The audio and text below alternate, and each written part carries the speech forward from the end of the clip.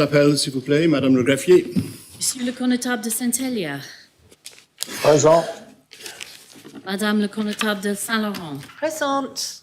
Monsieur le connétable de Saint-Brelart. Présent.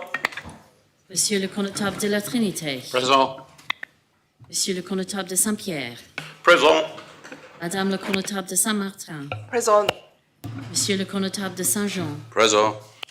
Monsieur le connétable de Saint-Clément. Présent. Monsieur le connétable de Grouville. Présent. Monsieur le connétable de Saint-Ouen. Présent. Monsieur le connétable de Sainte-Marie. Présent. Monsieur le connétable de Saint-Sauveur. Présent. Monsieur le député Southern. Madame le député Labbé. Présente. Monsieur le député Tadier. Monsieur le député Luce. Madame le député Dublé. Présente. Monsieur le député Moral. Présent. Madame le député Lehegara. Monsieur le député Ayer. Monsieur le député Ward. Présent. Madame le député Alves. Présente. Madame le député Gardner. Monsieur le député Gauss. Présent. Monsieur le député Farnham. Présent. Madame le député Moore. Monsieur le député Mezek. Présent. Monsieur le député Joseph. Présent. Monsieur le député Balash. Monsieur le député Coles. Présent. Madame le député Poré. Monsieur le député Wall. Présent. Madame le député Miles. Présente. Madame le député Scott. Présente. Monsieur le député Renouf. Madame le député Curtis. Madame le député Feltham. Présente. Madame le député Binet. Madame le député Jeune. Madame le député Miller. Présente. Madame le député Howell. Présente. Monsieur le député Binet. Monsieur le député Ferry. Présent. Madame le député Kovac. Présente. Monsieur le député Curtis. Madame le député Ward. Présente. Madame le député Wilson. Présente. Madame le député Stevenson. Présente. Monsieur le député Andrews. Monsieur le doyen.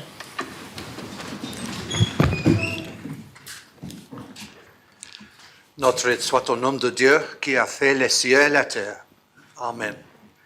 Seigneur Dieu, Père éternel et tout-puissant, qui a établi le gouvernement et les puissances de la terre, pour le règlement et pour la conduite du peuple, et qui nous a commandé d'avoir toujours pour but la gloire de ton saint nom.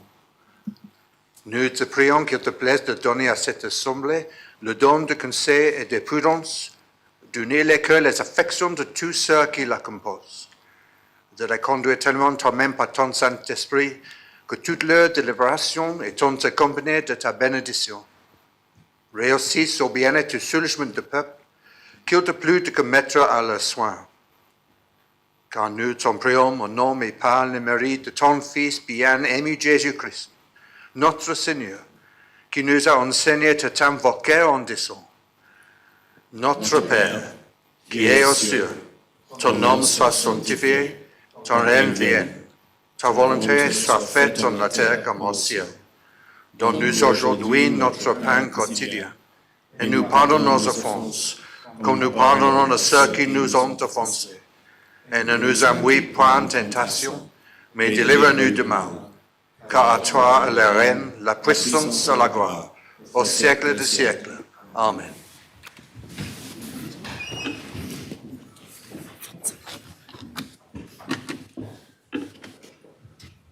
Monsieur le député Southern. Présent. Monsieur le député Tadier. Présent.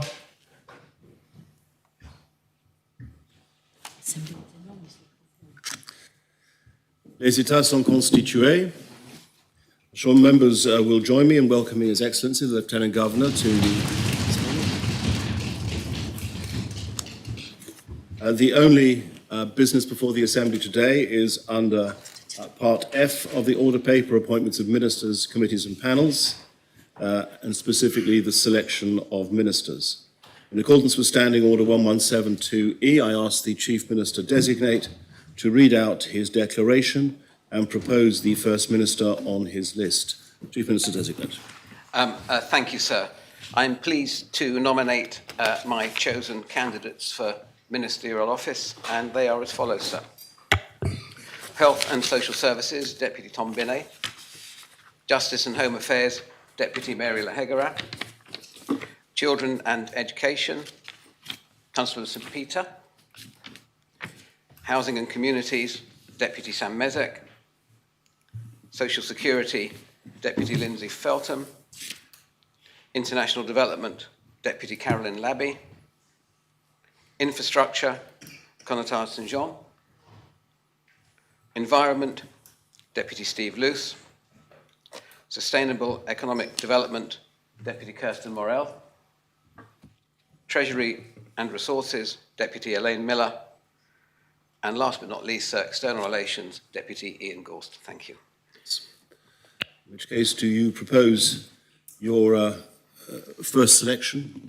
Yes, I'd like to propose Deputy Tom Binney for the Health and Social Services Ministry. Thank you. Is that proposition seconded? Yes, sir.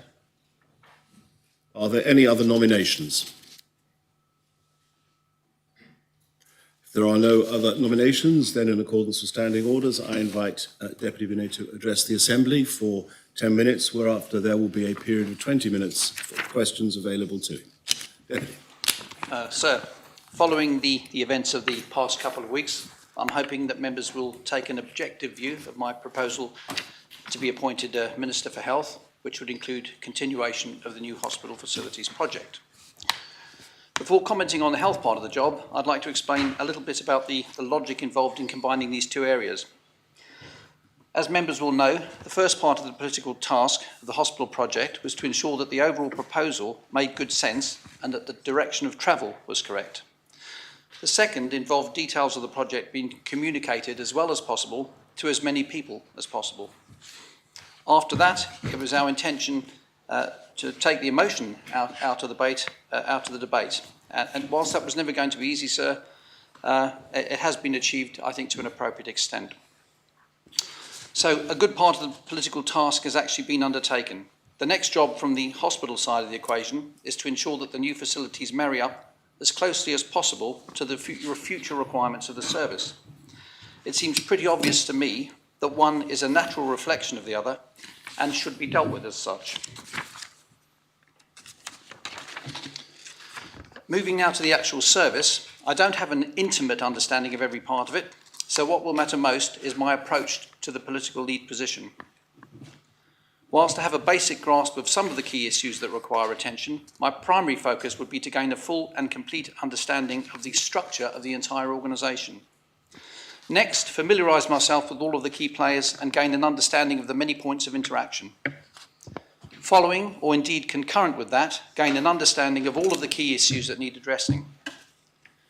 Finally, speak to various people within the organisation to get a feet-on-the-ground perspective of those issues. This might all sound a bit basic and obvious, sir, but with some 2,500 people working for the organisation and an annual budget of almost $250 million, getting the basics right is very important. Whilst there's a good number of key issues to choose from, several have been quite central to my thinking for some time. From an overall perspective, there has long been a need for a clear, basic health strategy that can be explained to and understood by all concerned, and a strategic workforce plan. Within that, issues like clarifying and strengthening the relationship between GPs and the health service will be important, as will improved interactions between the health service and the third sector, and agencies like family nursing and home care, sir. Stroke rehabilitation is soon to be facilitated in a fully refurbished and modernised setting, but we still lack a dedicated acute stroke unit, and it's my intention to ensure that this is included in the Overdale section of the new hospital plan and staffed appropriately. Obviously, a reduction in waiting times for both physical and mental health treatment is vitally important, and I'm reliably informed that the work of the turnaround team is already delivering improvements, sir. That said, further improvements are still required, and there's no doubt that clear, sensible decision-making will be vital over the next 2 years if this is to continue to be improved. In recent weeks, members will have become aware of historic problems within the rheumatology department of the hospital. It stands to reason that the required investigations will need to continue, but it's important for it to be recognised that much will relate to the lack of appropriate formal governance procedures and structures within the service. As a consequence, the issue will need to be handled sensitively. The same approach will be required in relation to funding the work that may be needed to deal with it, and any other issues that may emerge over the course of time. All of which leads to the overall subject of health service funding, another delicate matter that I know is already under consideration. With that in mind, I will simply have to get up to speed with the work done to date and decide how that might develop from here on. Another issue worthy of mention is the recently established Health Board. Members may recall that this attracted a degree of controversy from the outset. For my part, I considered it a little too early for it to be introduced and certain elements perhaps too expensive. I was concerned and remain concerned about the lack of a formal structure to ensure political accountability. However, now that it exists, it would be my intention to leave it in place and do my best to ensure that the range and quality of information it receives continues to be improved. So, in advance of the Assembly deciding whether it will support my nomination this morning, I'd like to inform members of my intentions insofar as they relate to those with whom I'd like to work as assistants. As members may know, Deputy Rose Benair served as an Assistant Minister for 18 months, and during that time has, amongst other things, done some valuable work in the area of mental health. In addition, she's worked with me closely as a dedicated assistant on the hospital project and been a member of the Political Oversight Board. I'd also seek to work with Deputies Andy Howell and Barbara Ward, both of whom have extensive experience, having been heavily involved in dentistry and senior nursing, respectively, for most of their lives. So it's my firm belief that an excellent health service and a modern, well-equipped new hospital could provide a real cornerstone for the island's future. If we are to attract the best people to work here, be that in health or the wider economy, if we are to achieve better productivity, if we are to give people the confidence to stay living and working in the island, we have to deliver both as soon as possible. So one final issue that I'd like to address is that of culture. I see this as one of the most vital ingredients in any organisation, large or small. Good culture sets the scene for individual and collective well-being and determines outcomes. It creates reputations that define the attractiveness of an organisation. It also inspires confidence. Whilst political involvement doesn't cross over into practical involvement, I genuinely believe it can help in establishing a good culture, in turn influencing all of the above.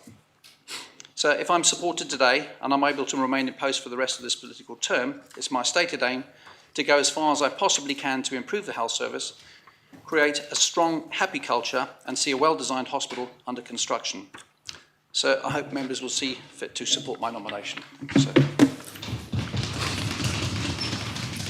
Well, we now have a period of 20 minutes of questions for Deputy Binet. Deputy Jeune. Thank you, sir. Will the candidate continue with all the ministerial plans for 2024, and if not, what parts will he change? So I suspect this might be the answer that I'm going to have to give to a number of questions. I'm not as familiar as I should be with all of it because of the timescales involved, and that's a question I think I'll be able to answer in the fullness of time. Not too long a time, I hope, sir. Supplemental question to that, Deputy Jeune. Will the candidate commit to continuing the review of the 1997 termination of pregnancy law and bring forward proposals for improvement as soon as possible as part of the wider women's health strategy? So on the face of it, that sounds very sensible, and I would assume that the answer to that would have to be yes, sir. Deputy Dublé. Thank you, sir. Will the the candidate be re-establishing the Women's Health Strategy Group? I think might begin to sound like a broken record, sir. If any member wants to see me about a specific issue after this that's close to their heart, I'm very happy to meet any of them to discuss these issues and if appropriate, and I'm sure they would be, take them forward, sir. Supplemental question, Deputy Dublé. Thank you, sir. Is the candidate aware of the work of the Women's Health Strategy Group, including the work on the termination of pregnancy previously mentioned, and the work around the period scheme and work around access to IVF? Certainly I'm aware of its existence, sir, but certainly not of the detail. Connie St Lawrence. Thank you, sir. With the ageing population, what is the candidate's view on the fact that the island does not have a dedicated geriatrician?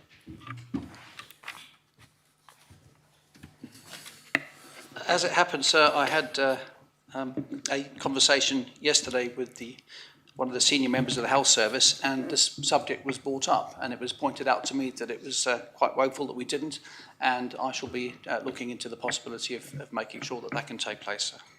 Supplemental question, Connaughton. And will he commit to meet with me to discuss this, please, sir? Certainly, sir. Deputy Kovac. Thank you, sir. Can the candidate please state how would he manage conflict in his team and in his department? So without knowing what that conflict might be, it's rather difficult to say, but Any kind? I just manage it in the same way as I'd usually manage conflict, try and bring things to a head and get them dealt with. It's a very, very difficult question to answer specifically, sir. Supplemental question, Deputy Kovac. Maybe just to clarify, if any conflict of any type comes in his team or in his department, how would he address it in the best way to have unity in the team? So I've been involved in employing people for some 45 years. I had to deal with an awful lot of conflict resolution over the course of that time, and I just used the same methods as I've used all my life. So, Deputy Moore. Thank you, sir. A retiring consultant recently described in the local press politicians meddling in the health service, in his view. There was one, he said, who knew what they were talking about, and that is the current health minister. The deputy's speech clearly expresses that he does not have any knowledge of health services, nor indeed the current programme of work that he is about to pick up. In fact, it's quite shocking, sir, to hear the level of knowledge that the deputy lacks today. How then does the deputy feel he will succeed in delivering any improvements when he has described his first months will be spent learning on the job? So I had thought I'd made it perfectly plain in my speech, and I'd made a point of detailing my approach to it, in terms of getting to understand the organisation in its entirety and getting to know the key players and talking to some of the people within the system. So I have to say I'm not particularly daunted by the prospect. I'm actually looking forward to it. I've got a reasonably strong work ethic, and I've been involved in a number of different things, many of which I didn't understand before I started, most of which are now working very well, sir. I'm aware of the particular consultant to which the deputy refers, and I just don't happen to agree with them on most of his comments related to political involvement in the health service, sir. Supplemental question, Deputy. Thank you, sir. The deputy also mentioned the culture change programme, which is a key part of work in the department. Does the deputy feel that he has the appropriate characteristics to lead such a culture programme, which requires very careful management and people who perhaps believe in mediation processes? Very straightforward answer to that, sir. Yes, I made the point of mentioning culture because we appear to have had some culture problems within the Assembly, sir, and I actually set about trying to address those so that we could get a slightly more balanced culture involved in government, sir. Deputy Miles. Thank you, sir. Health is not only about physical and mental health. How will the Deputy prioritise and support the public health agenda and support ongoing work?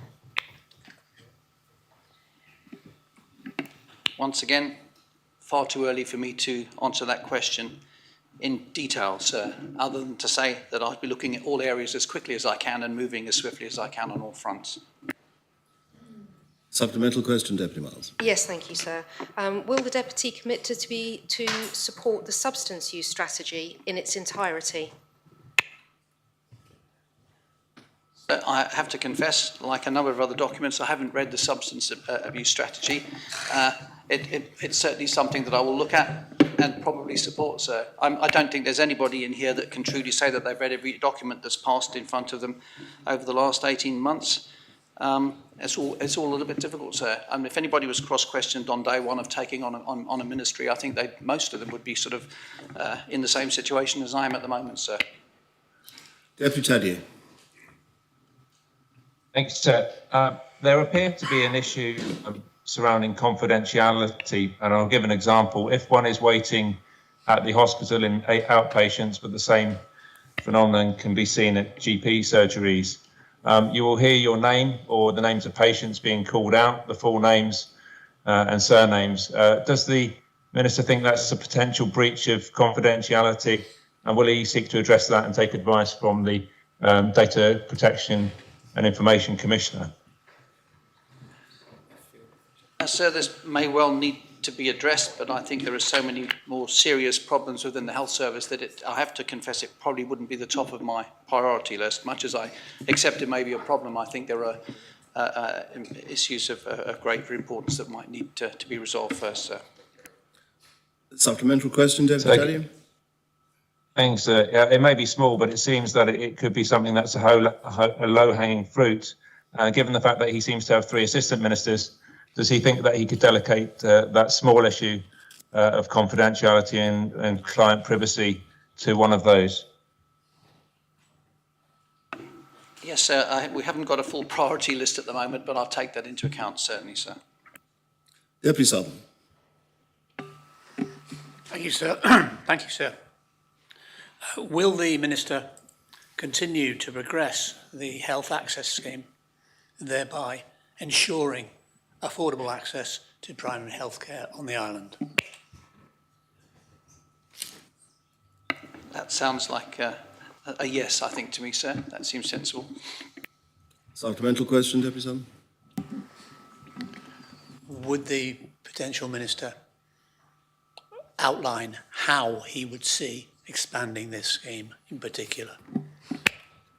No, sir, I won't be outlining that at the moment because I haven't got sufficient information. Deputy Stevenson. Thank you, sir. Despite infertility being recognised as a disease by the World Health Organization and affecting around 1 in 6 people, access to high-level infertility treatment remains difficult to access for many islanders and impossible for some, largely because of an outdated and not fit-for-purpose means-tested financial model.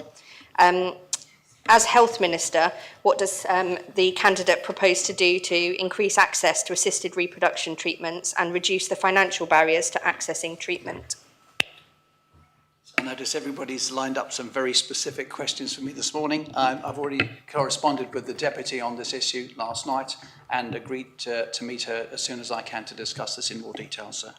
Supplemental question, Deputy Stevenson? Yes, thank you, sir, and I do appreciate that. Will the candidate commit to continue work already well underway to deliver an improved fertility service model and to champion investment in it as part of the next government plan? The answer to the first part is obviously yes. As to the championing, the funding of it afterwards, sir, that will all come into the equation at a later stage, but presumably yes, sir. Deputy Renouf. Thank you, sir. The government plan has funding in place to bring hospital services under the regulatory control of the Jersey Care Commission. Does the candidate support the inspection of hospital services by the Care Commission, and will he stick to the current timetable to achieve this? I'm not entirely sure that I am comfortable about that, sir. I have only a very sketchy knowledge of the intention, but that's something that I've already got noted down as something to look at in detail, sir. Supplemental question, Deputy Renouf? Yes, sir. Does the candidate support the use of clinical guidelines, the lack of which was highlighted as a significant issue by the McKinnon report? Sorry, not by the McKinnon report, by the Massey Taylor report. I think there's an obvious yes answer to that, sir. Deputy Joseph. Thank you, sir. Congratulate my friend, the fellow deputy and saviour, on his nomination.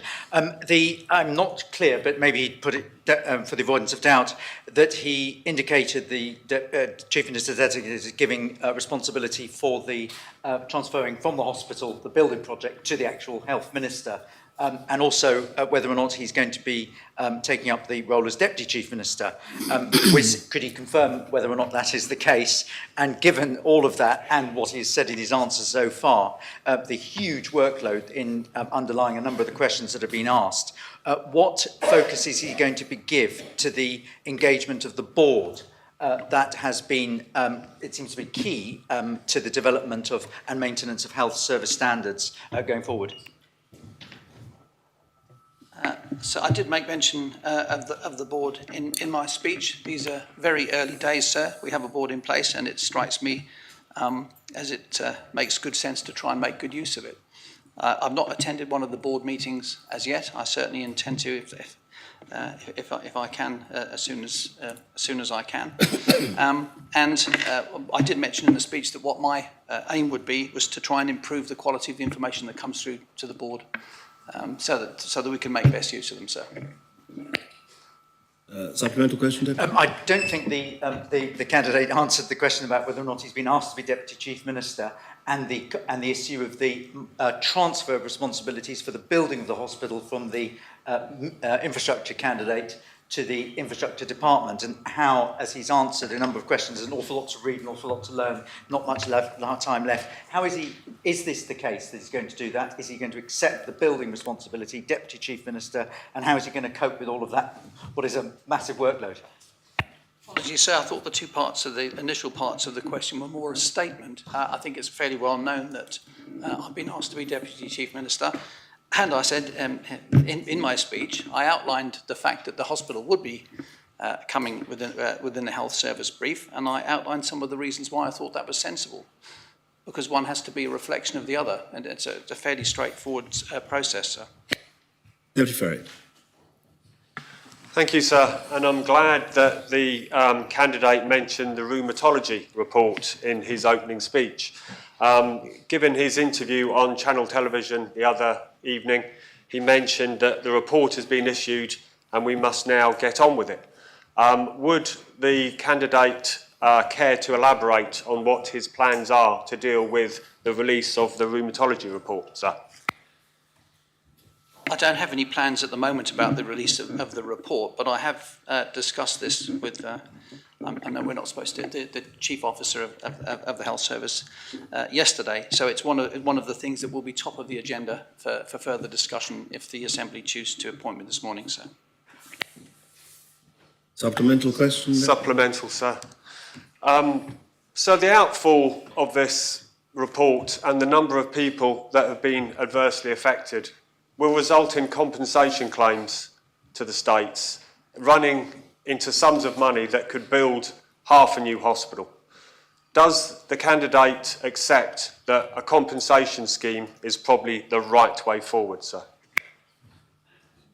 So I'm not sure that it's a matter for me to accept or otherwise. There's a process underway, and that process has to be seen through to its conclusion, sir.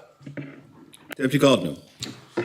Thank you, sir. And as the candidate likely to become the next Health Minister, and the Health Minister has statutory duty as a corporate parent, would candidate share views with the Assembly? What does it mean for him to be a corporate parent-in-law? Yes. No, I'm afraid I can't explain what I feel it would be to be a corporate parent-in-law. It's a technical point and something I'm sure that will be part of what I have to deal with in the next few weeks, sir. Supplemental question, Deputy? Would candidate advise if he attended training that were provided several times to all states members and explained what does it mean to be a corporate parent, and if not, as a matter of urgency in the next months, he will attend the training and will know his duty as a corporate parent? Sir, no, I haven't attended any of those sessions, and if it's deemed appropriate for me to do so, then I certainly will. Deputy Alves.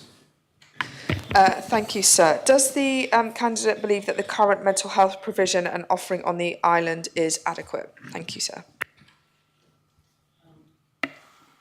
Sadly, no. Not that I'd point a finger to anybody. I think that we probably may have to look for more funding for mental health. It's an area that's more mental illness. It's an area that's dear to my heart, sir, and that's something that will receive particular focus.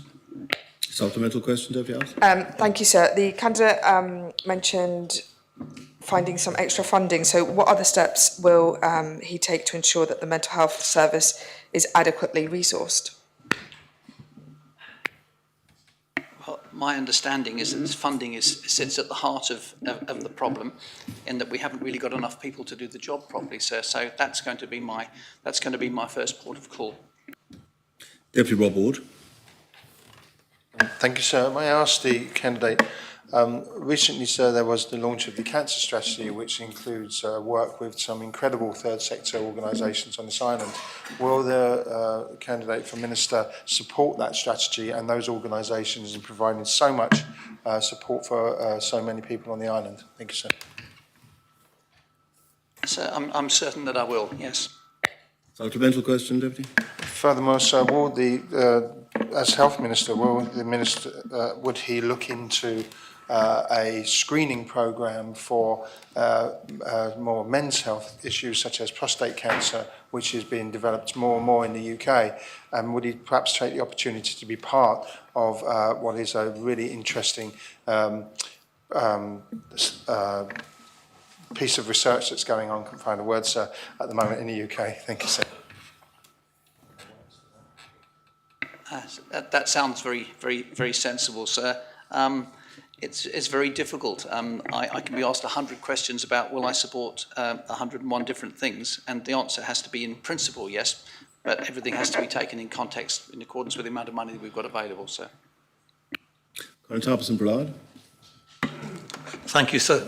The candidate successfully completed the Enid Keno Centre, outpatient centre at St Bullards.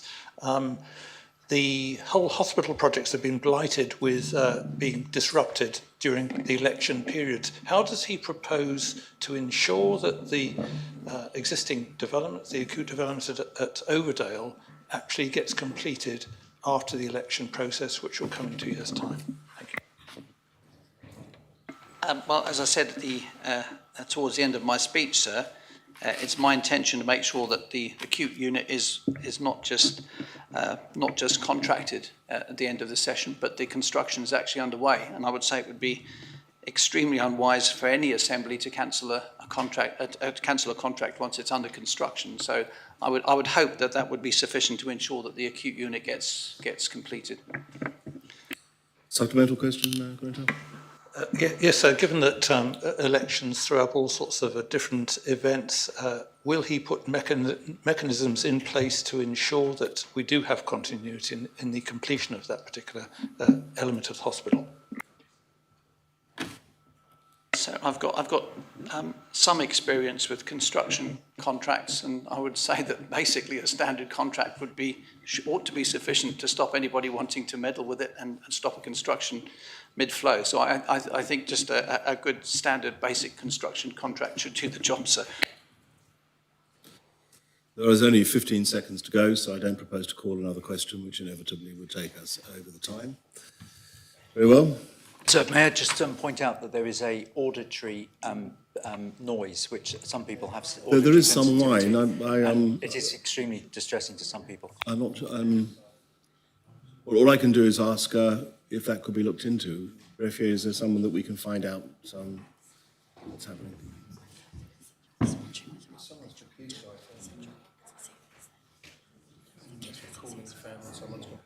Yes. Deputies, if there has been a message sent, it's difficult to know where the noise is coming from. There's an attempt, I think, to we'll try and sort it out, but I'm not sure that there's much that can be done at this split second. No one has any machinery on that they should not be having on?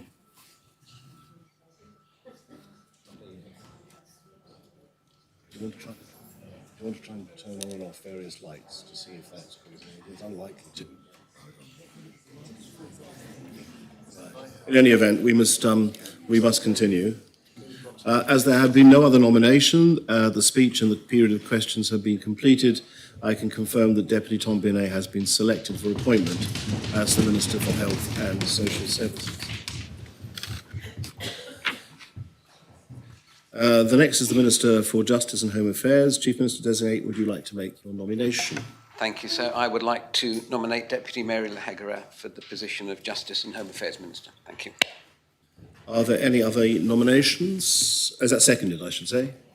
Are there any other nominations? Very well. If there are no other nominations, I invite Deputy Lehegarah to speak for up to 10 minutes, after which there'll be a period of 20 minutes. Deputy. Thank you, sir. Firstly, I'd like to acknowledge the hard work that has been completed by Deputy Miles of St Brolads.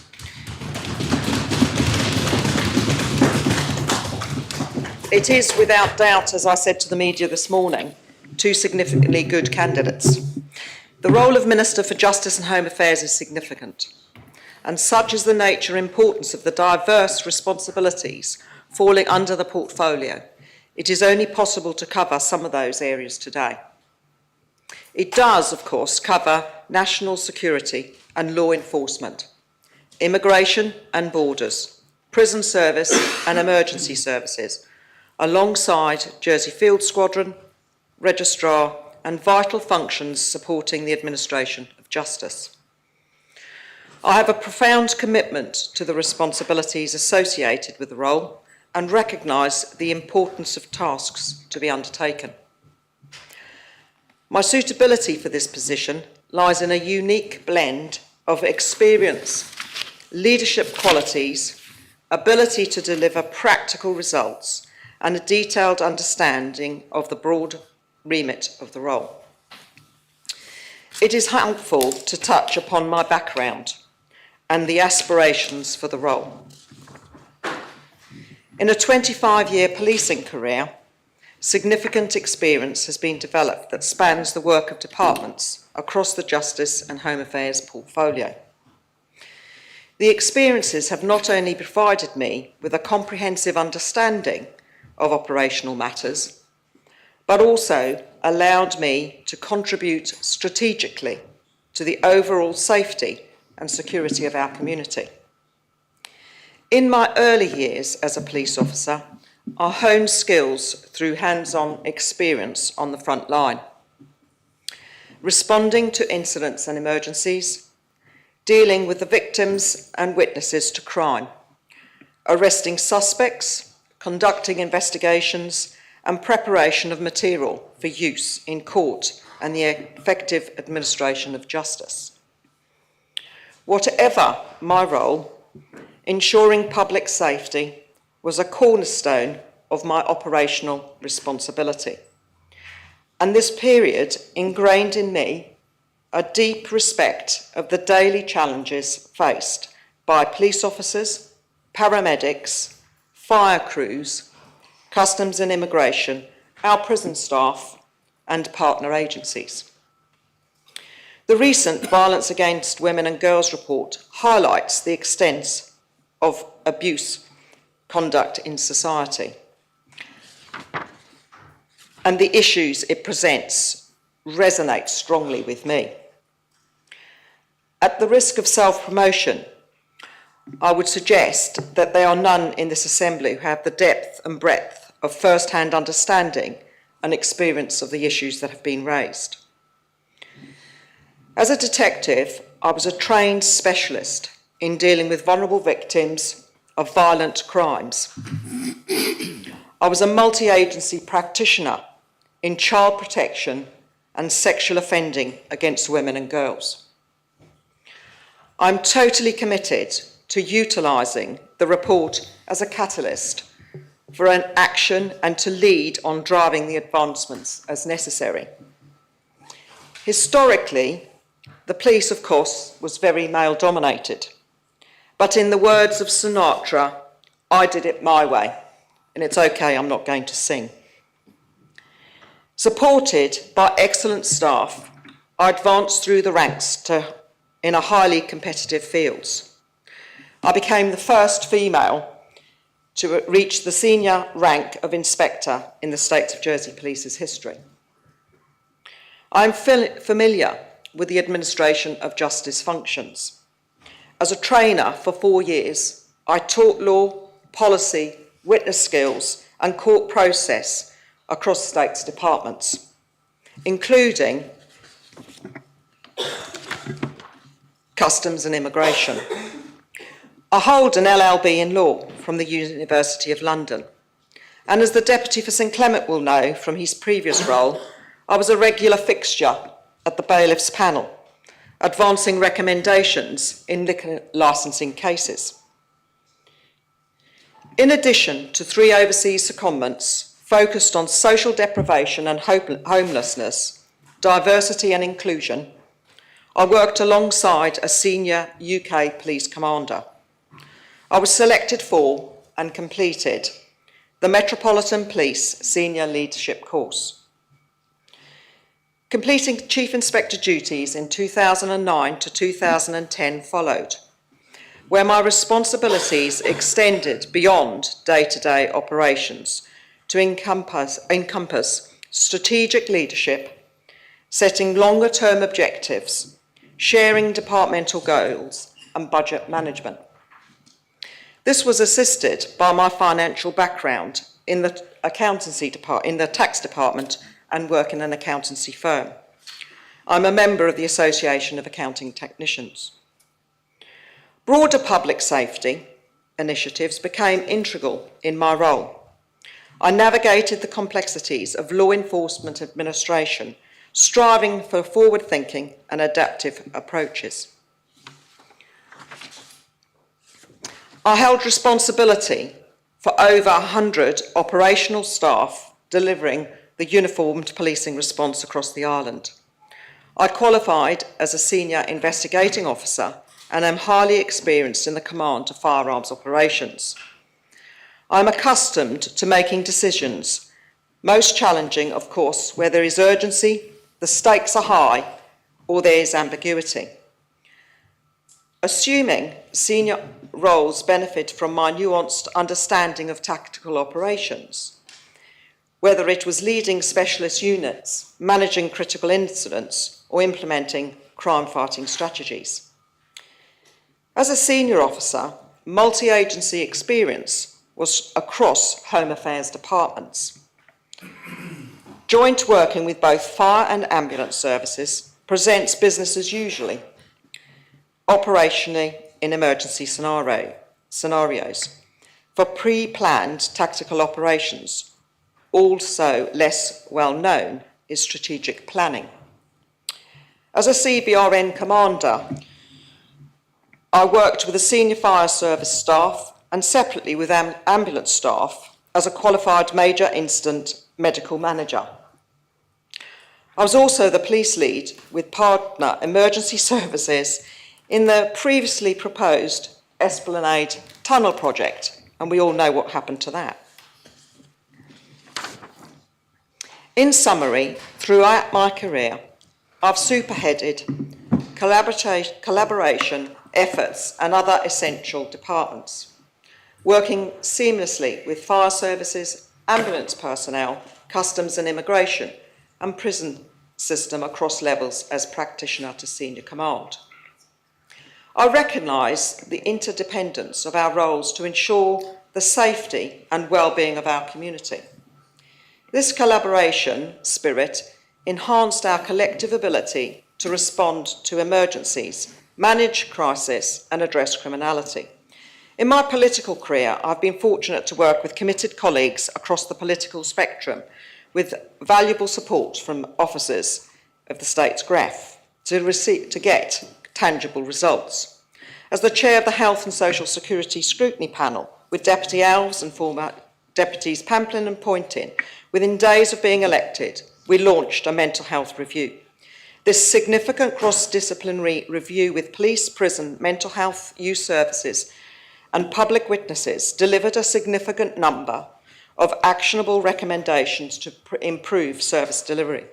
Following COVID, we conducted a follow-up review, resulting in the panel submitting amendments to the government plan to achieve funding for Orchard House and Clinic Pinnell. The results in that Clinic Pinnell facility will deliver an Article 36 bed, alleviating the need for people in crisis to be detained in police cells. I'm committed to tackling violence, and this has led to my proposition to outlaw corporal punishment of children. We know that the adverse outcomes in childhood, such as aggression, may be antecedents for the involvement in violence as an adult. I'm prepared that proposition was supported and the work brought forward by Deputy Mesek in a previous role as Housing and Children's Minister. In terms of future plans, if successful today, I will have several areas of attention. Modern day slavery and human trafficking, just to mention two. Very much. Now a period of 20 minutes of questions available. Deputy Jean. Thank you, sir. And taking us to potential ministerial plans for 2024, how will the candidate ensure the youth justice strategy is child-focused?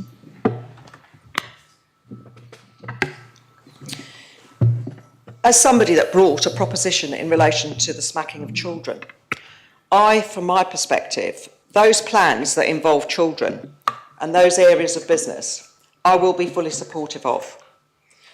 It is quite clear that all elements of a child's young life are important, and we need to, as an assembly, ensure that we continue to follow those processes. So I will be working with those groups where necessary. Supplemental question, Deputy. Yes, sir, thank you. How will the candidate plan to effectively embed a restorative justice approach within the youth justice strategy, ensuring that it becomes an integral part of the system? I think in relation to the strategy, it is important that when you have strategies, that you look at all of the elements of it, and that when you actually look at how you're going to embed things, you need to make it practical and simple. And so from my perspective, we obviously now have the career part of the making of propositions. So we actually, for every piece of legislation and every piece of policy, we need to ensure that children are put first and high up on the agenda. In relation to, for examples, at the prison, there was a strategy brought in whereby young offenders no longer actually are being put out on work in relation to that with adults. So it's important that young people are actually made available the opportunities to actually share their experiences separately.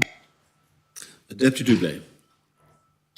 Thank you, sir. Would the candidate commit to continuing the equalities work that was recently established as a new area under the Justice and Home Affairs remit? As I said in my speech, I've actually done secondments overseas, and during that time I worked very hard in relation to equality across the board. I worked very closely with the LGBTQ personnel in Edinburgh, and so from my perspective, I think as an island we need to ensure that all policies and processes include all of our community. It doesn't matter which part of the society that you are part of. It is essential that we continue that work. So I will be continuing that work. Supplemental question, Deputy Doublé. Thank you, sir. Could the candidate name her top 3 priorities in the area of equalities, and would she include pressing for gender pay gap legislation with her colleagues in the Council of Ministers, one of those priorities? I think in relation to equality, it's quite clear that in relation to the parenting and the law and legislation in relation to having equal rights for single-sex partners in relation to the care of children, I think that is exceptionally important. It is the same as legislation so that people are able to gain proper and fair access. And can the Deputy just actually remind me of the second part, sir? Would she prioritise gender pay gap legislation? Absolutely. I think it is essential that everybody is treated fairly and equally. And as I said, I've spent 49 years of my working life fighting for the equality of women in society. Deputy Gardner. Thank you, sir. And the same question. The Minister for Home Affairs is now named Minister as a corporate parent, one of 4 ministers. Would the Deputy please share her views? What does it mean to be a corporate parent? I was never very good at definitions, sir, so I'm not going to try. My view in relation to being a corporate parent means that you take responsibility for that child. and you ensure the welfare of that child. And you do whatever is in your power to make sure that the things that you do will not impact on that child. When I was a police officer, we introduced legislation in relation to the public protection orders. What that meant was that as a police officer, if there was a child that was in danger, you may have to actually implement or actually serve that order. So I think it's very important that whatever role you have within this assembly, that you understand the need, that you will support and ensure that all elements of the law ensures that children are respected and looked after. Supplemental question, Deputy Yes, Guy. thank you. Would the candidate advised if she done the training that was offered to all states members to be a corporate parent, and if not, would she commit to do as a matter of urgency? Sir, if I'm perfectly honest, I cannot remember. I certainly attended the career training, but I cannot remember if I did in relation to the corporate parent. If I did not, then I would absolutely attend that training. Deputy Catherine Curtis. Thank you, sir. Will the Deputy ensure that there will be a review of the gas outage and look to put contingency plans in place with regard to gas supplies for the future? Thank you for the question. I always thought it was quite an interesting part that the gas law came under the Home Affairs, but of course that's probably because of the fact that it's potentially an emergency situation should something happen. And absolutely, I think it is essential that this type of scenario is actually better legislated for, and I actually think that from my memory that the law is actually probably not up to the speed that it should be. Supplemental question, Deputy Curtis. No, thank you. Deputy Tadier. Deputy Thank you, Tadier. sir. Thank you, sir. Can you hear me? Yes, we can hear you, Deputy. So, would the Minister state whether she would be open-minded to the creation of a Commissioner for Human Rights and Equality? I think this is actually a very important point that the Deputy has brought forward. We have a Commissioner for Children. One has to ask actually whether we should be actually looking at this area. And I certainly have got no, it's not something I've looked at, but I actually think that in relation to human rights, I think it's an important part of legislation, the same as I do other legislation. So from my perspective, I would certainly be happy to look at it. So if the Deputy requires. Supplementary question, Deputy Tadier. Yes, so I thank the Minister for the initial response. There is a context to this question.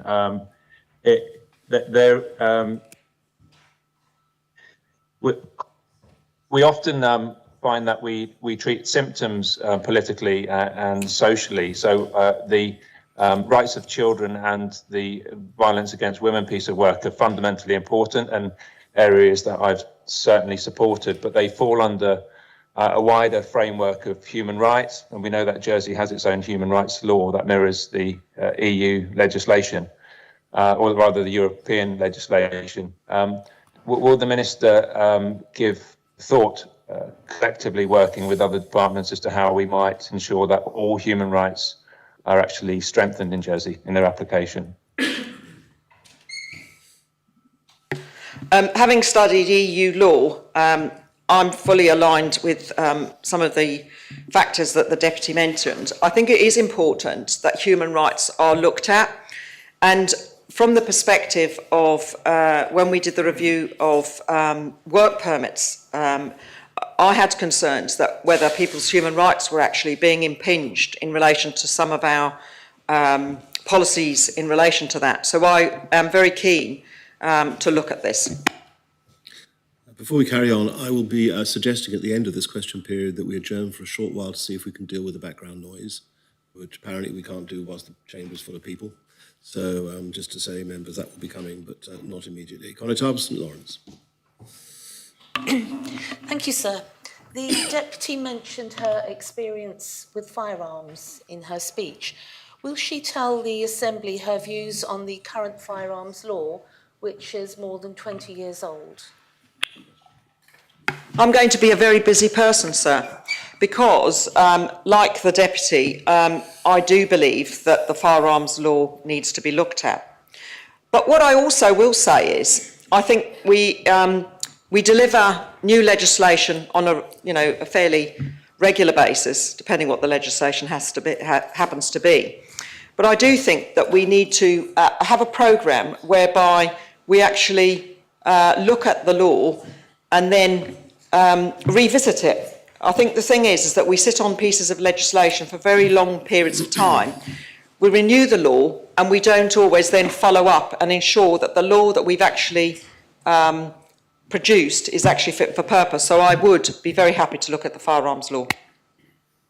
Supplementary question, Connie Tower. Thank you, sir. Yes, the current Minister has committed to reviewing the law and has asked various members to sit on a panel to review it. Will the maybe soon-to-be Minister commit to that, please, sir? And will she also commit to consider the current members who have agreed to sit on it? I'm very aligned to the fact, sir, that it is the constables who actually issue firearms. And so therefore, from my perspective, I would absolutely be more than happy to actually deal with people who have already been working on this piece of legislation. There does not seem any point in reinventing the wheel. Deputy Kovac. Thank you, sir. I'm glad I heard the Deputy mentioning in the response to Deputy Tadier the importance of welfare of migrant workers report. Would she commit in looking into implementing the recommendations in that report? As I was part of the review panel, obviously then the answer to that is yes. My real concerns in relation to modern day slavery, and it's something that I have to say, sir, has been on my mind for a very long period of time, and that is why I actually asked to go on to the review panel and became the Vice Chair. It's very easy for us not to realise that things that are happening actually could fall into that category.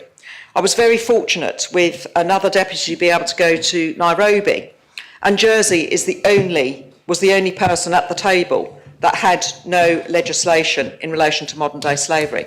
So from my perspective, this is fairly high up my agenda because I think it's exceptionally important, particularly when you look at it from not only the welfare of people we are asking to travel to Jersey, some very significant miles, to work for us in all of the industries like hospitality, retail, health services, and also agriculture. So I think it's important that when they do come to Jersey that they are treated properly and fairly. Supplemental question, Deputy Kovac? Yes, sir. I've heard the Deputy mentioning the modern day slavery as one of the main issues. What other main priorities from those recommendations you see as being addressed as a priority? I think one of the sort of concerns that we had was that when there are concerns raised in relation to work permit holders, what I would like to actually see in consultation with immigration is how we can actually resolve some of the issues that were raised by the scrutiny report about, how can I put it, the ability for somebody who raises concerns not to be straight away sort of asked to leave the island.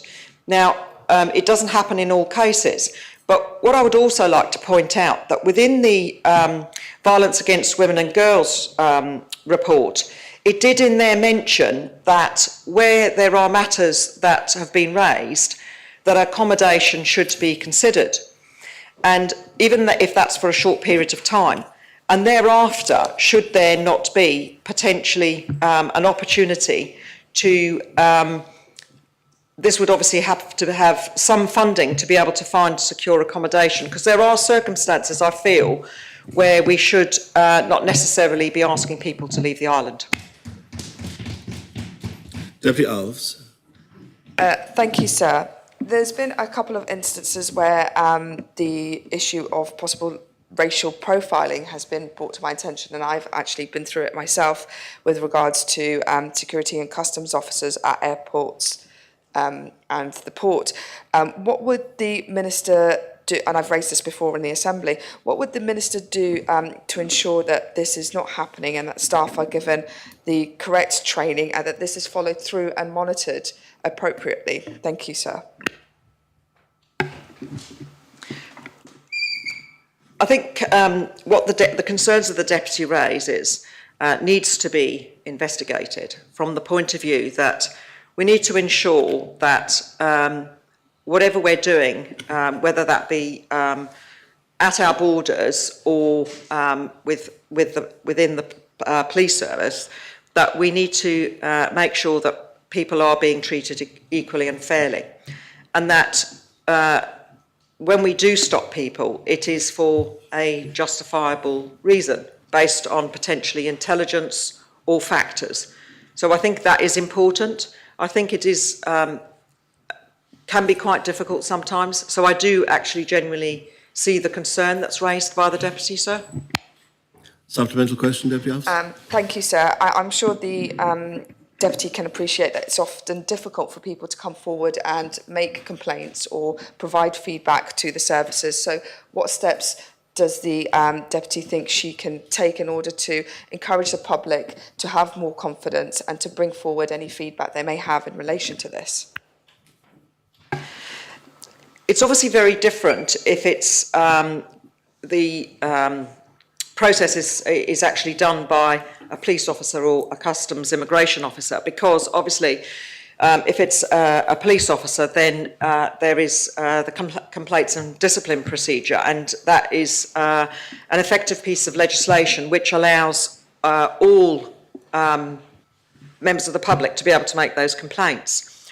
I think sometimes there is a gap in relation to being able to complain about other areas within the States of Jersey employment, from the perspective that when I worked in the Treasury Department, we were looking at how to be able to complain against a member of staff and what those processes would be. So I think it is an area that really the sort of the complaints processes within the states as a whole probably needs to be looked at. And I would actually quite like to see, I'm not saying a complaints and discipline process like you have in the police, but I certainly think that there should be something that is more robust, that where people can actually genuinely complain and feel that like their complaint is being listened to. Deputy Rob Ward. Thank you, sir. To return to the Violence Against Women and Girls report, which I was very pleased to attend the launch of, and I think is a very important document. Can I ask the Minister-designate, if that's the correct phrase, sir, how she sees the role of education in the provision of a response to that report, and in particular the education of young men and boys to change their actions? Thank you, sir.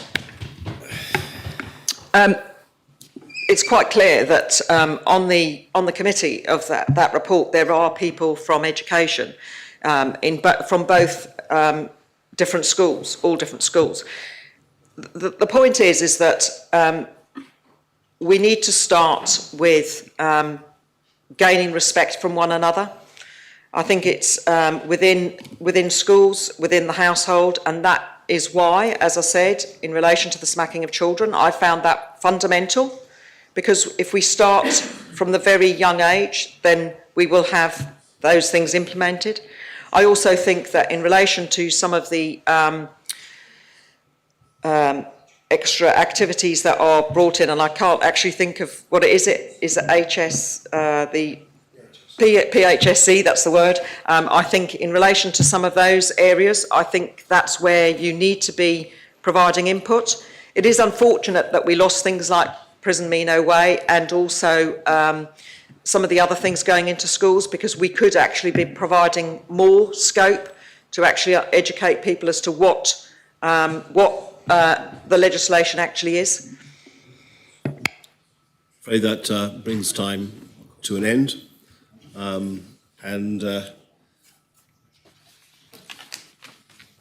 As there have been no other nominations, the time for speeches and period of questions has been completed. I confirm that Deputy Lahegara has been selected for appointment as the Minister for Justice and Home Affairs. As I indicated a moment ago, we still have this noise in the background. It's clearly proving really troublesome to some members, and therefore I'm also told that we can't do anything about it whilst the room is full.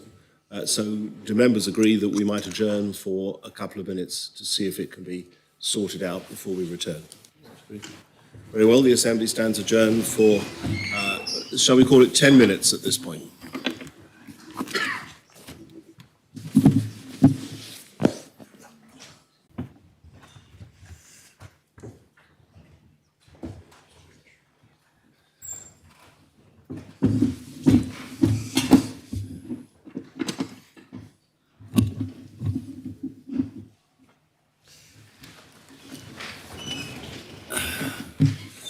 At this point, blessed silence from the machinery in the room, so I think it's been cured.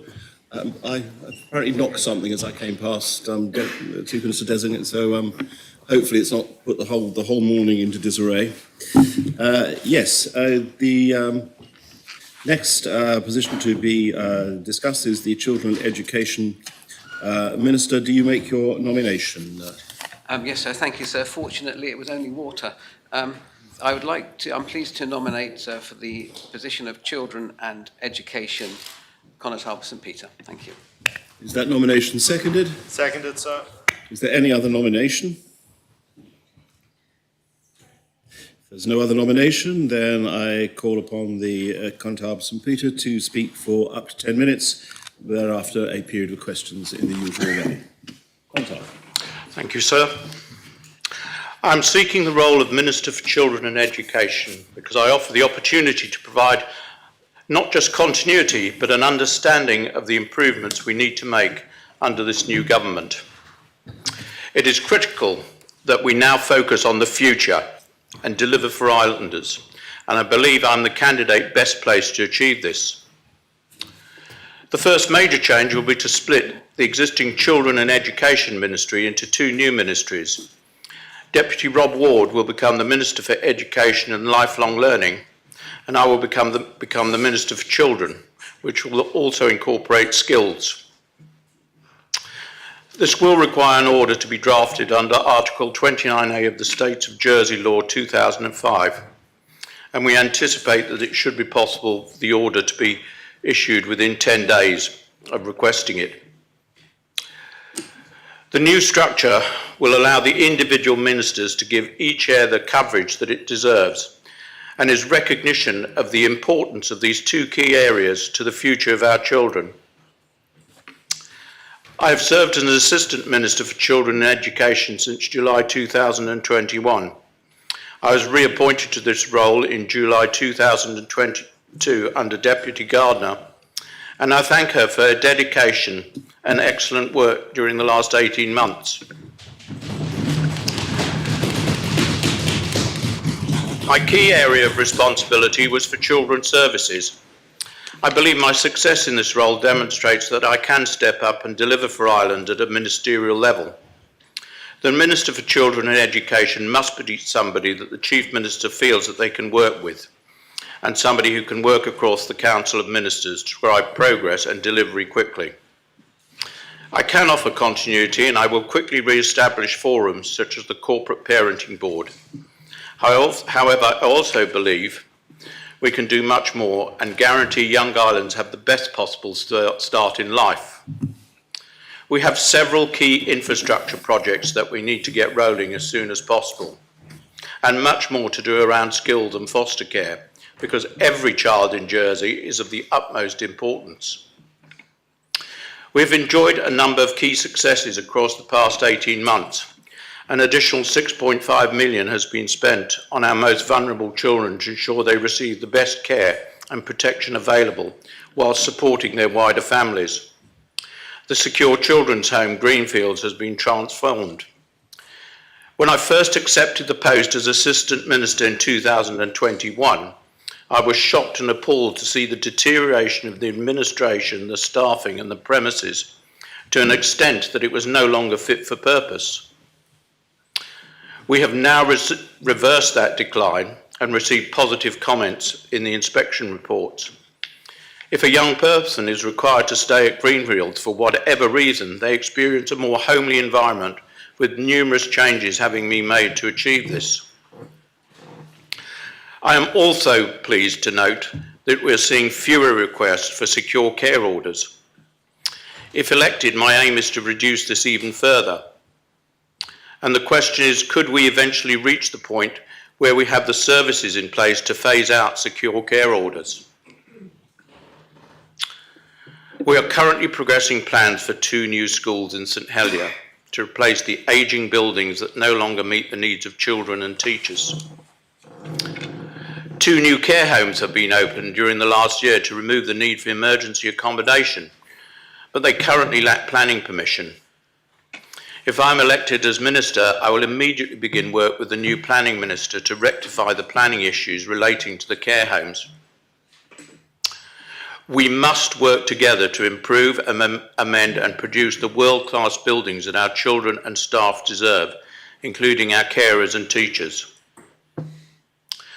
We are also in the process of securing our first therapeutic children's home for Jersey, a facility that will further reduce our use of greenfields and allow us to offer care that currently requires a child to be transferred to the UK.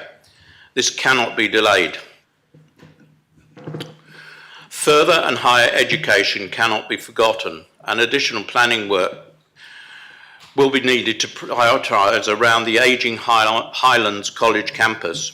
We need to explore ways to redevelop Highlands to allow it to grow and flourish and offer new opportunities to children and young people. Much has been said about the brain drain of our young people leaving the island, and we cannot overstate the role that much improved on-island education opportunities can play in reducing this. We also need to recognise the importance of well-being in a child's education, something that is even more important post-COVID. Good universal education means that every child needs to be comfortable and confident, both at home and in the classroom.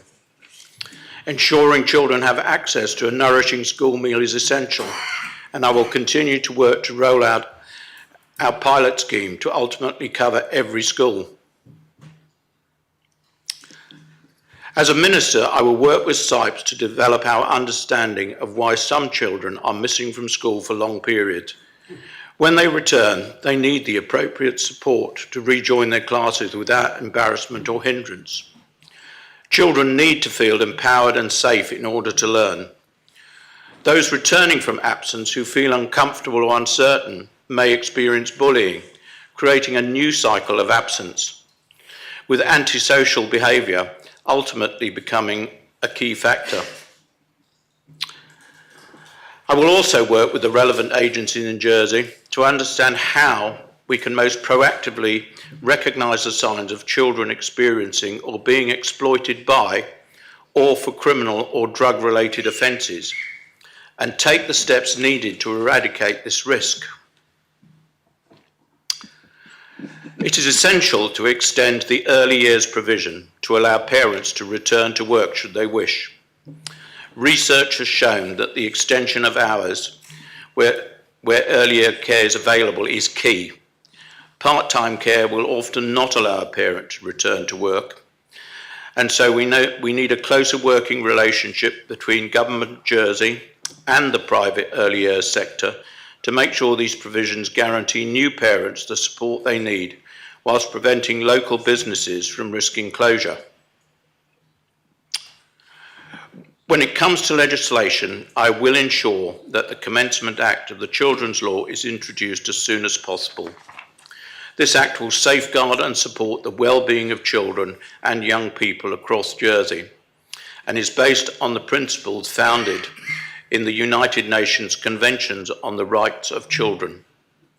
As a Minister, I will ensure this Act strengthens existing children's legislation and delivers good practice both within and outside of this Assembly. During my time as an Assistant Minister, I have become heavily involved in foster care, promoting greater engagement with the Foster Carers Association and working with SIPES to deliver campaigns that have successfully encouraged more foster carers to come forward. However, there is more work that needs to be done to recognise the huge importance of foster carers and the work they do. As an absolute minimum, they need to receive adequate remuneration and to be paid on time. We as a government can and must give them greater support when they face issues, and the red tape they encounter must and needs to be minimised. Going forward, I want to make a substantial change to how we view and support vulnerable children and those in need who need to be taken into care. I will work to place more children in foster care and find alternatives to care homes, finding successful long-term care opportunities for each child that guarantees their well-being and gives them the start in life they deserve. We need to give them proper individual care and not increase the number of care homes. Finally, I wish to promote the important work done by Skills, the S in SIPES, that is often unfairly overlooked. The work they do in finding the appropriate training for many of our children and young people is hugely important, particularly for those who do not wish to follow an academic path. Vocational qualifications are just as important. In finishing, I want to reiterate that what I offer is continuity with clear prioritisation and a vision for where we can do better. I want a better deal for carers, a better deal for those in foster care, and an education system that is modern and values every child, whilst recognising the value of skills and vocational qualifications. We need better support for those who may be at risk, falling through the gaps and enduring long absences. Thank you, sir.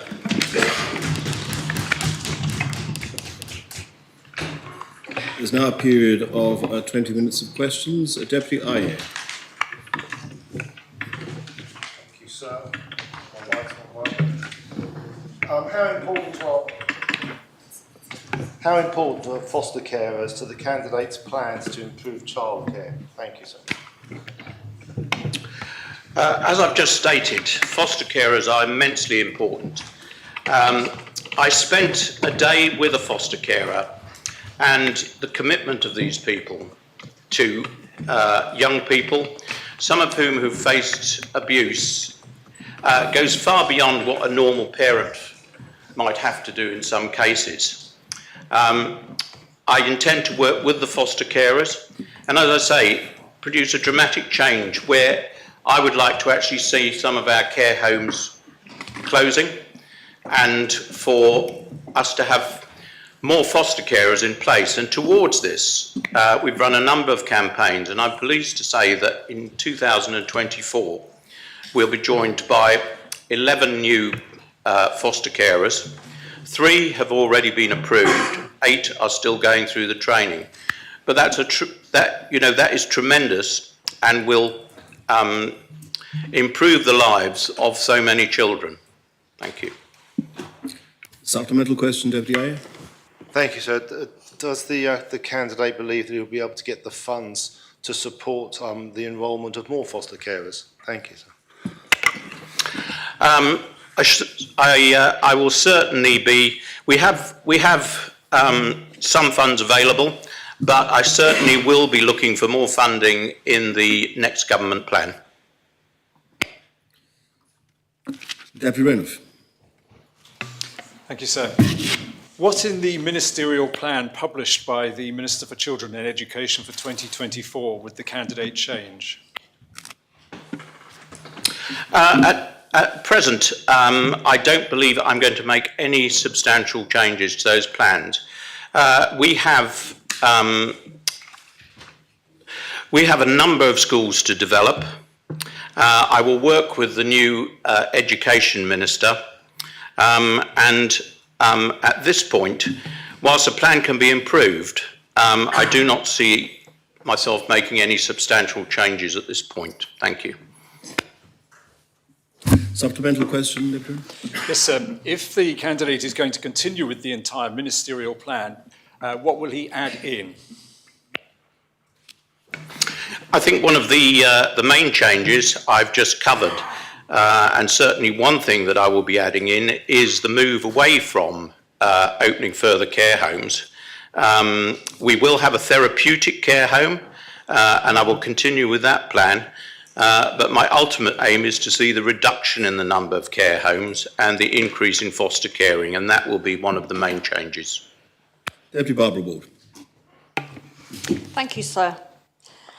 Could the Connétable St Peter explain, please, what are some of the advantages of splitting children in education into two ministries? Thank you. I see one of the main advantage in splitting it is allowing the separate focus on education and on the other areas, children's services, CAMS and skills. If we look at those portfolios, with education we have 24 primary schools, 7 secondary schools. Those are JCG, Victoria College, Grainfield, Hope Valley, La Rocquier, Les Quennevets and Holier. We have 2 specialist schools, Montalabé and La Sante, Highlands College and the Music Service. Already that is a very big portfolio for a single person. There are the non-provided schools as well. There are 7 primary schools and 2 secondary schools. Within children's services, within the children's aspect, we already have children's services. That in itself is an enormous area. We have CAMS, which has been doing excellent work and seeing great improvement. And I think that if we are going to give our children the best future, then it is essential that we actually split this children in education. It's something that I suggested in the past and wasn't done. I was disappointed when that didn't happen. Nevertheless, we are doing it now. Thank you. Supplemental question, Deputy Barbaton. No, thank you, sir. Very well. Deputy Doublé. Thank you, sir. If the candidate is committed to continuing with the early years part of the ministerial plans, could he please outline how he intends to deliver funded nursery hours that will improve the affordability and accessibility elements of childcare, whilst not sacrificing the quality of the childcare provided to our children? We won't, we will not make changes that in any way are detrimental to children. We will have to find the funding, and that's something for me and it will certainly be something for the new Education Minister, because that will be part of his portfolio. But should he require my assistance, I will be happy to help him. Supplemental question, Deputy Doublé. Thank you, sir. Does the candidate agree that universal funding for nursery places or indeed any childcare spaces for 2 to 3-year-olds should be the starting point? Clearly, the earlier that we can start this, the better. Whether we have the funding, yes, I do agree, but whether we have the funding to achieve that immediately is something that I don't know. And as I say, we work together with the new Education Minister, and I'm sure that will be one of his priorities. Deputy Stevenson. Thank you, sir. All children and young people have the right and need to play. How does the candidate intend to champion this right for our children and enhance opportunities for play for all ages? Thank you for that question. And absolutely, we do need more green spaces. We need to ensure that those new schools that we're creating have those green spaces. I know that separately to being put forward to the Minister, the constables, a number of us are looking at a project to create green spaces in a number of the parishes. Thank you. Supplemental question, Deputy? Yes, sir. Will the candidate commit to continuing the work on a play strategy for Jersey, recognising that the Bridging Island Plan sets out a clear commitment for the environment, economy and children and education ministers to work together to deliver a play strategy for Jersey? Absolutely. More play areas are essential, and that is a key element for, healthy children. I want to see more play areas, and it certainly be something that I'll be encouraging. Deputy Jean. Yes, sir. Thank you. We currently have 17 children off island, yet reports show that the system in the UK is collapsing. Could the candidate explain what are his immediate plans to ensure the safeguarding of Jersey children in a failing system? Whilst it may be described as a failing system, I can say that the accommodation of children in Jersey is very carefully monitored, and the places at which they are, our children are living, are some of the best in the UK. We are extremely careful. We have actually received very positive comments recently about the care of our children in the UK, and I will continue with the current policy. Supplemental question, Deputy. Yes, sir. Thank you. Could the candidate explain the progress made with the reciprocity agreement with the UK regarding Jersey children being sent into the care of the UK? I believe that the Minister wrote to her counterpart in the UK, and progress to that is currently with our officers. I don't know the current state of play, but I shall certainly find out. Conrad St Martin. In his speech, the Connotar mentioned school meals and a pilot scheme for school meals. How is this progressing? I'd like to say that it is progressing extremely well. The pilot scheme, we were first commissioned to start a pilot scheme in May 2019, and that may seem a long way away, but of course, intervening, we had COVID. We did start pre-COVID with 2 schools and extended that to 4, and we extended the pilot due to COVID. What I can say, what we discovered in that pilot scheme is that those were provided with hot free school meals, and we have had to change the concept where, in fact, we will use a chill cook type operation where meals are sort of superheated in the school. That in itself has brought its problems, as it's required building work in some schools where no serveries were available. And leading on from that, we've had to put, there are some delays due to increased power being required for the ovens that heat the food, as the schools would never have been expected to need that amount of power. During the process, I would like to say that following the pilot scheme, we looked extensively for suppliers and into Europe. There were inquiries in France, because there is no business in Jersey that can provide 4,000 meals a day, and that is the number that's required. We've eventually settled on a scheme where we have some local suppliers. Our own catering unit is providing 400, so 10% of those, and is currently doing that. And then we have a European supplier that has a base in the UK that will probably provide the bulk of the meals. We are still looking at some local suppliers, and I think that was in our 3rd round of looking for tenders.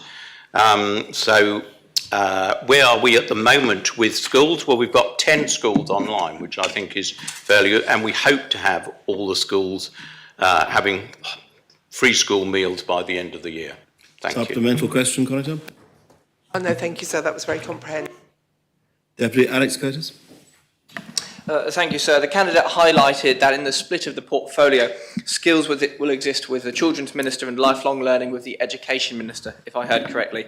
What is the difference the candidate sees between skills and lifelong learning, and how does he see this work being split between two ministries? Right, the Education Minister is looking at the portfolio from early years through to higher education. So that is everything in the education portfolio. I see skills as slightly different. I've been involved with them and I want to continue work, particularly with apprenticeships and the vocational qualifications. There are some children where the academic qualification is simply not for them. And unfortunately, what often happens is children go down this road of the academic qualification. They're unhappy. In some cases, they start missing school, and yet they have a clear idea of what they would actually like to do. And sometimes that might be electrician, plumber, another vocational qualification. And the important thing is to get them onto that track early.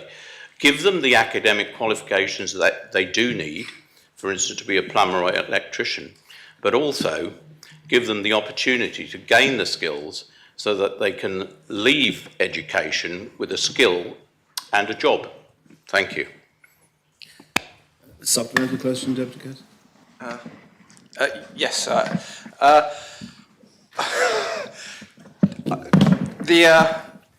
I'm trying to understand what that difference was, sir. My understanding from that answer was that the candidate said the Education Minister had skills from early years through to higher education, and the Skills Ministry within children had it from vocational. Could I just seek some clarity as to the difference? And where does lifelong learning exist if the Education Minister only has education until higher?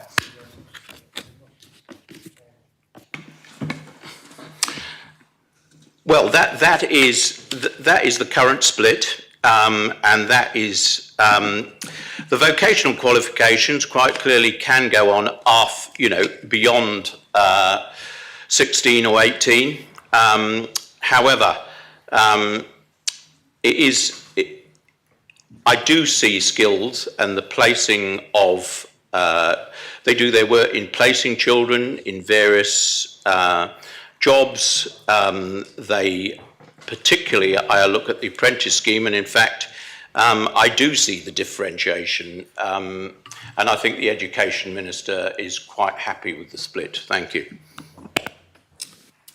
Deputy Moore. Thank you, sir. So the designate minister mentioned career carers and a better deal for them. Will he intend to introduce some policy in that area? Could he perhaps identify what those policies might be? And will he appoint a minister? It would also be helpful for the Assembly, I think, to understand which assistant ministers he intends to appoint.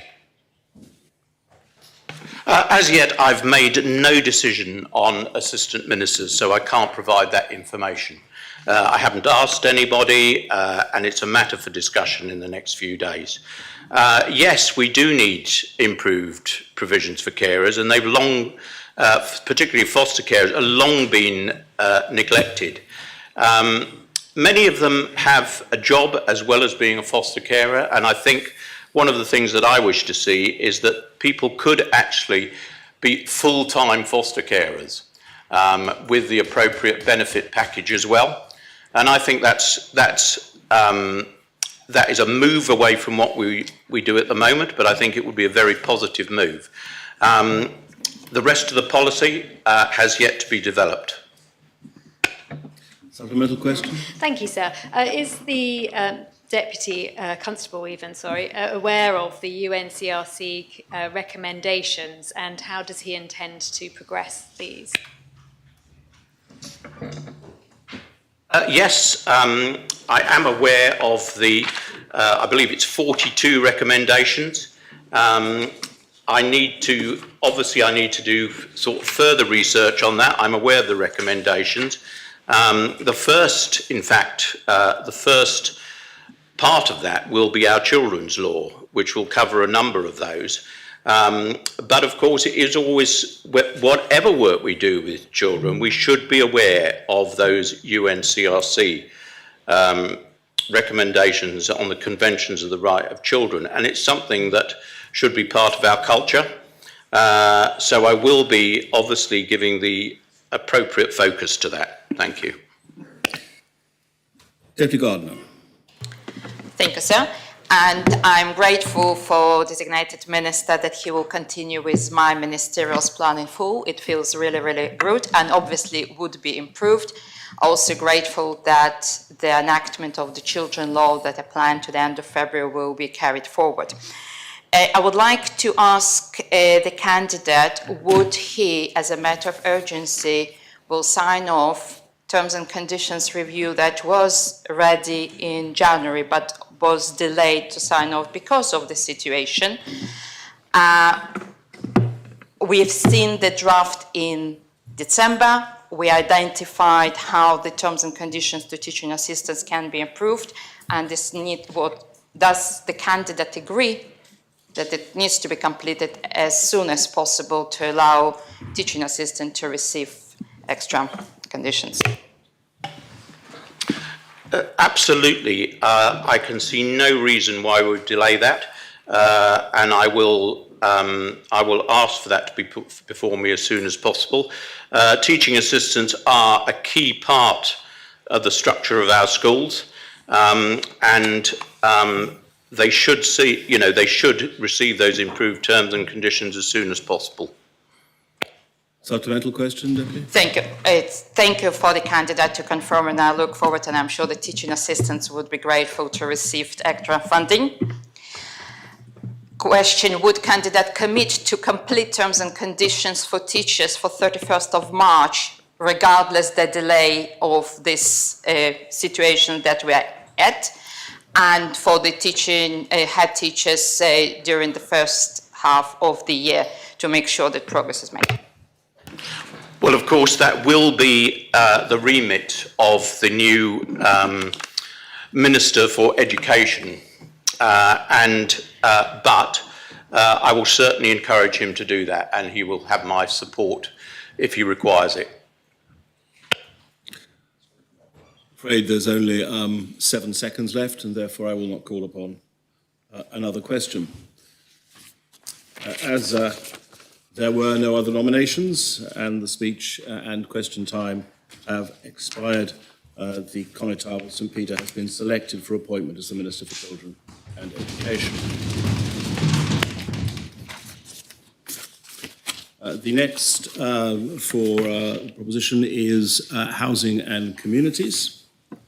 And Chief Minister, do you wish to make your I do, nomination? sir. Thank you, sir. I am pleased to nominate Deputy Sam Mezek for the position of Housing and Communities Minister. Very well. Deputy, you have, I beg you, is it seconded? Yes, sir. Deputy, do you, you have 10 minutes and, sorry. I'm so sorry, I'm just going to... Sir, it is my pleasure to nominate Deputy War of St Helier. Right. So, are there any other nominations? Thank you, Deputy Voucher. You nominate Deputy War. Is that seconded? Yes, sir. Are there any other nominations? No. In which case, the position will be that Deputy Mezek will first speak for 10 minutes and then have the 20 minutes available for questions to him. Thereafter, Deputy War will have the same opportunity to speak for 10 minutes and have 20 minutes of questions available to him. As is usual, when one candidate is speaking, the other will leave to a room where he cannot be overhear what is being said. So, Deputy War, I ask you to retire from the Assembly with a member of the GREF, I think.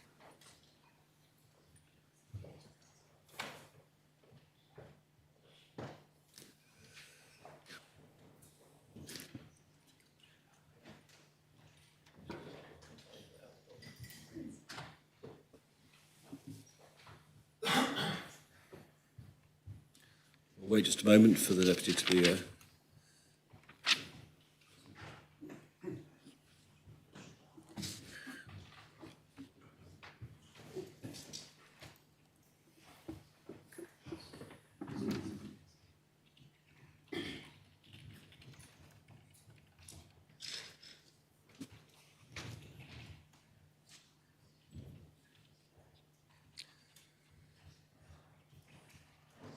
we're safe to go ahead.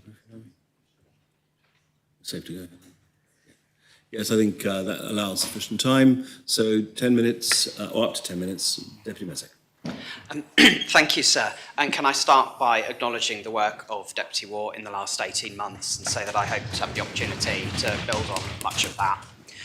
So there are two reasons why I've accepted the kind offer from the Chief Minister to nominate me for this role today and why I'm asking States members to vote for me. The first is my genuine desire to offer my services to a new, united government which turns the page on the political strife we have seen recently. So being in opposition is often seen as the easy option, but it's not the reason we went into politics. We went into politics to make a difference on behalf of the people who put us here, and I don't want to shout from the sidelines and throw stones. I want to get stuck in and get my hands dirty.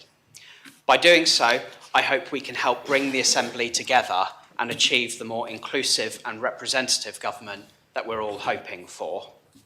The second reason, sir, is because Jersey faces a severe housing crisis which poses a huge risk to our future prosperity and social cohesion, and there is no time to waste in resolving it.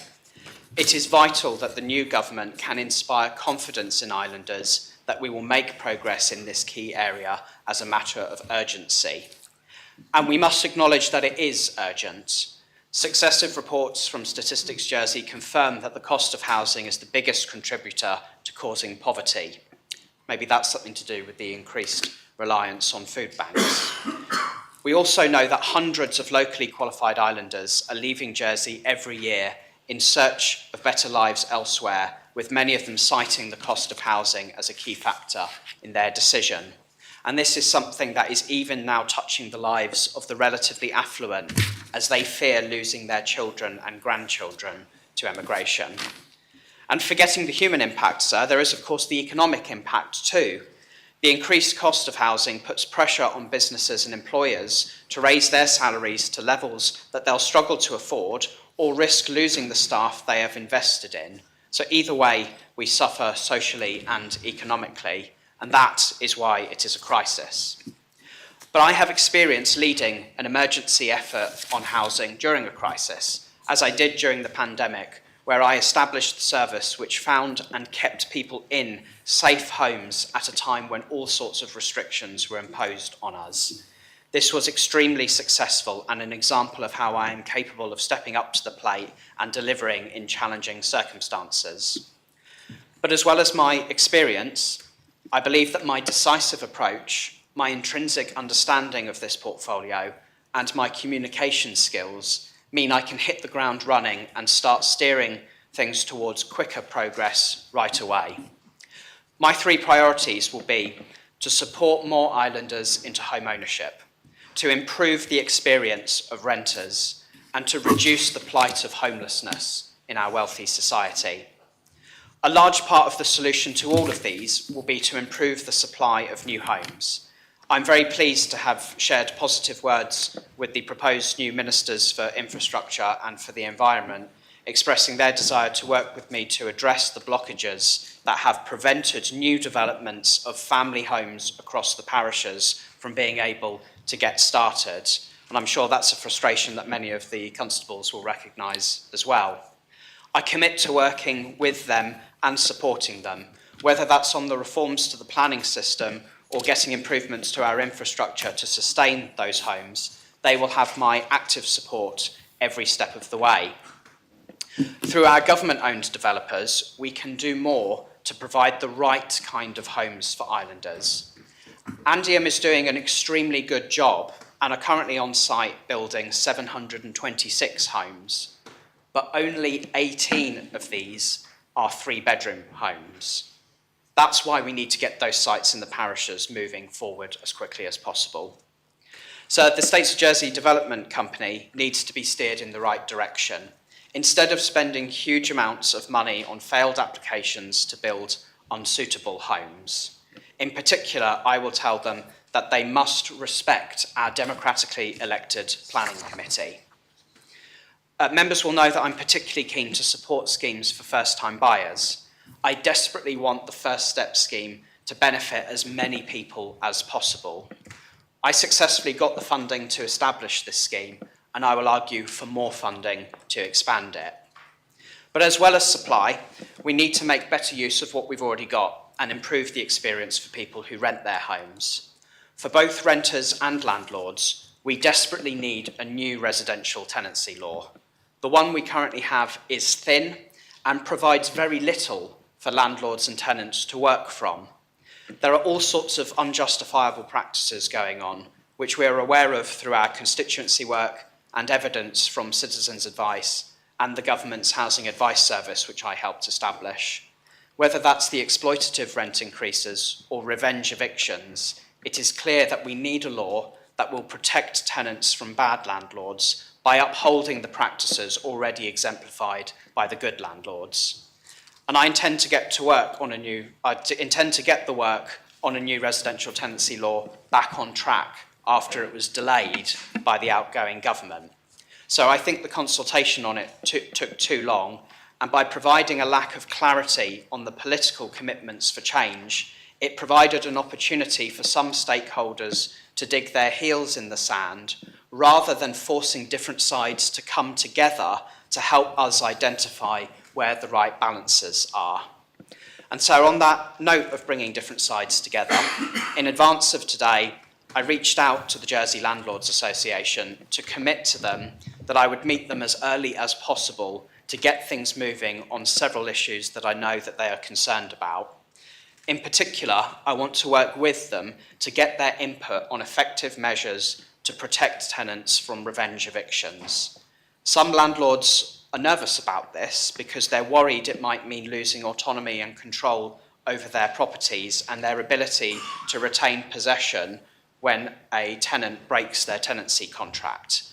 But there is absolutely no reason why that should be the case, and I want to make sure that they can have confidence that the balance we strike will suit them too.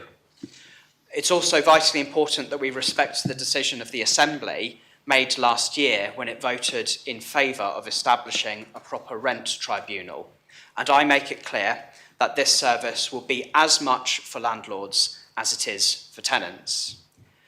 There's also work to be done to establish the code of practice for the licensing scheme that the states approved at the end of last year, and I want to be sat round the table with them, making sure that their voice is heard in this process so that that licensing scheme can be up and running, supporting those vulnerable tenants in our community, whilst providing really good guidance and advice to those who are renting out properties, so that we don't inadvertently end up making criminals out of people when we could have actually helped them from the outset and made things much easier.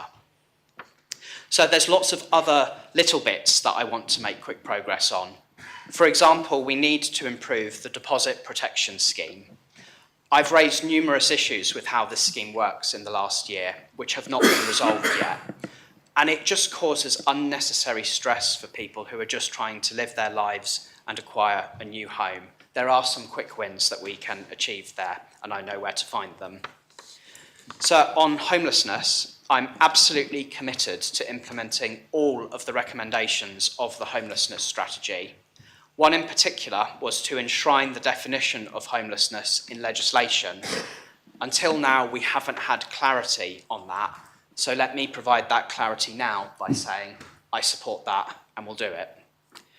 So the last time I was Housing Minister, I managed to secure a more appropriate funding mechanism for the main homelessness charity that we work with, and so I've developed a very good relationship with them and the other homelessness charities too. The more supply of affordable homes we can deliver and improvements to security of tenure we can achieve, the fewer people may end up facing homelessness. So all of these issues, sir, go hand in hand. So I hope that members will consider me as a candidate who has the experience and the know-how to hit the ground running with this ministry and get things moving quickly with the sense of urgency that is required. I'm very pleased to have the confidence of the new Chief Minister to do this, and I pledge to members that if elected, I will play my part in a positive and unified government that can help bring the Assembly and the public together whilst resolving this crucial issue that threatens our future prosperity. And so I look forward to taking questions from members. you very much, Deputy. There is now a period of 20 minutes of questions. Deputy Jean. Thank you, sir. House prices, whether to buy or rent, are impacted by supply. What will the candidate's approach be to managing and increasing supply for those who need it the most? Well, thank you, sir. I think thank the Deputy for this question. So the last time that I was Housing Minister, I was a champion of providing the sites and access to Andium homes as quickly as possible and giving them the certainty that they need to plan their building schedule so that they can get building. I did support the development of Ann Court, which was not a unanimous decision of this Assembly and which did lead to delays initially, but I supported that all the way through. That development, I think, is now almost full and has had a huge effect in getting people in urgent need of new housing into some really, really decent, well-built homes at a more affordable level than they would have found in the private sector. So I will absolutely be a champion and supporter of them and seek to get as early indications as possible for Andium about those sites when they become available. But also, as I mentioned in my speech, sir, it's vitally important to work with the new Ministers for Infrastructure and Environment on some of the newer sites that we know are coming available so that we can build those family homes, because there aren't enough three-bedroom homes on the building schedule at this moment in time. A supplementary question, Deputy Jean? Yes, thank you, sir. Demand for housing to buy or rent is fuelled by availability of third-party debt. Will the candidate's approach be to make it easier or harder to borrow, and if so, for which categories of people? Well, so we know that there was commentary recently about what was called the Jersey premium for mortgages, where islanders were facing terms that were not as favourable as actually the same banks were providing in the UK. And there were examples we knew of people who, with the same bank, were paying hundreds of pounds a month more, which means over a longer period of time, these people are paying more, and it's harder to get that first step when you see that prospect facing you like that. So it's not, it's not the Housing Minister's remit to tell banks what they can and can't do, but we have seen from the Chief Minister his intention to allocate the financial services portfolio to Deputy Gorst on this, and if he's successful in that, then I will want to work with him so that whatever arrangements we may seek to arrange with banks, so that they're providing that more, then I would work with him to do that. Mortgage lenders, yeah. Conrad Harbison-Saviour. Thank you, sir. The candidate has touched on this subject already, sir. I'm sure the candidate is aware that there's a number of landlords who fear that if the candidate is successful, that he would weigh legislation far too far in favour of the tenant as opposed to the landlord. What would the candidate say that would allay those fears and promises of an equitable solution? Thanks, sir. Thank you, sir. In my role as a constituency representative and as Housing Minister previously, I've read more tenancy contracts than I could possibly recall, and I've seen all sorts of different examples of practice, lots of it absolutely decent and good, and many landlords actually going above and beyond what legislation requires of them. And I've seen instances where the complete opposite is the case. So I believe that it's important to bring people with you. That's why I've made a proactive approach to the Jersey Landlords Association to say that I'll meet with them early on. Despite what some might perceive, there are people in the Jersey Landlords Association who I have a decent relationship with. In fact, sir, if you were to draw a Venn diagram of Jersey Landlords Association members and Reform Jersey members, there would be a significant overlap, and I have lots of people in my social circle who are involved in that too. So, sir, I have no problem sitting down with them and saying, right, I accept that landlords will have concerns about how they manage their assets and whether legislation will impinge on their abilities to do that. What I'm not prepared to do is to say that difficult conversations are a reason for us not trying. So we do need to try, and we do need to put more protections in law from tenants against exploitative practices. But one of the ways we do that is by learning from the good practice and trying to make that standard. Supplemental question, Conrad. Thank you, sir. Yes, also will the candidate be working with parishes to furnish new first-time buyer housing and first-time rental housing, sir? Thank you. Sorry, did you say furnish? Could you just elaborate on what he means by that? As in supply, the supply of housing. Thank you. So I had a picture in my head of the constable and I with his St Saviour van going around and delivering sofas and beds into new flats, which, maybe I'm sure we'd enjoy doing that, sir. So the constable is right that there are sites that have been allocated for first-time buyer housing and affordable rental housing across the parishes. The point in getting those sites was that they're not to be big tower blocks of one-bedroom flats. Okay, there is lots of need for one-bedroom flats, and managing that supply is important as well, but there is a great need for three-bedroom homes for people who want to grow their families and have a nice place for those people to live in, and also those who've got special needs as well, whether that's for outdoor space and accessibility. I want to make sure we get moving on those sites as quickly as possible, and that's why I've been lucky to share some words with the other nominated candidates, and hopefully we can start that very quickly. Deputy Balash. So how would the candidate define homelessness, and what would be the consequence for an individual defined as homeless?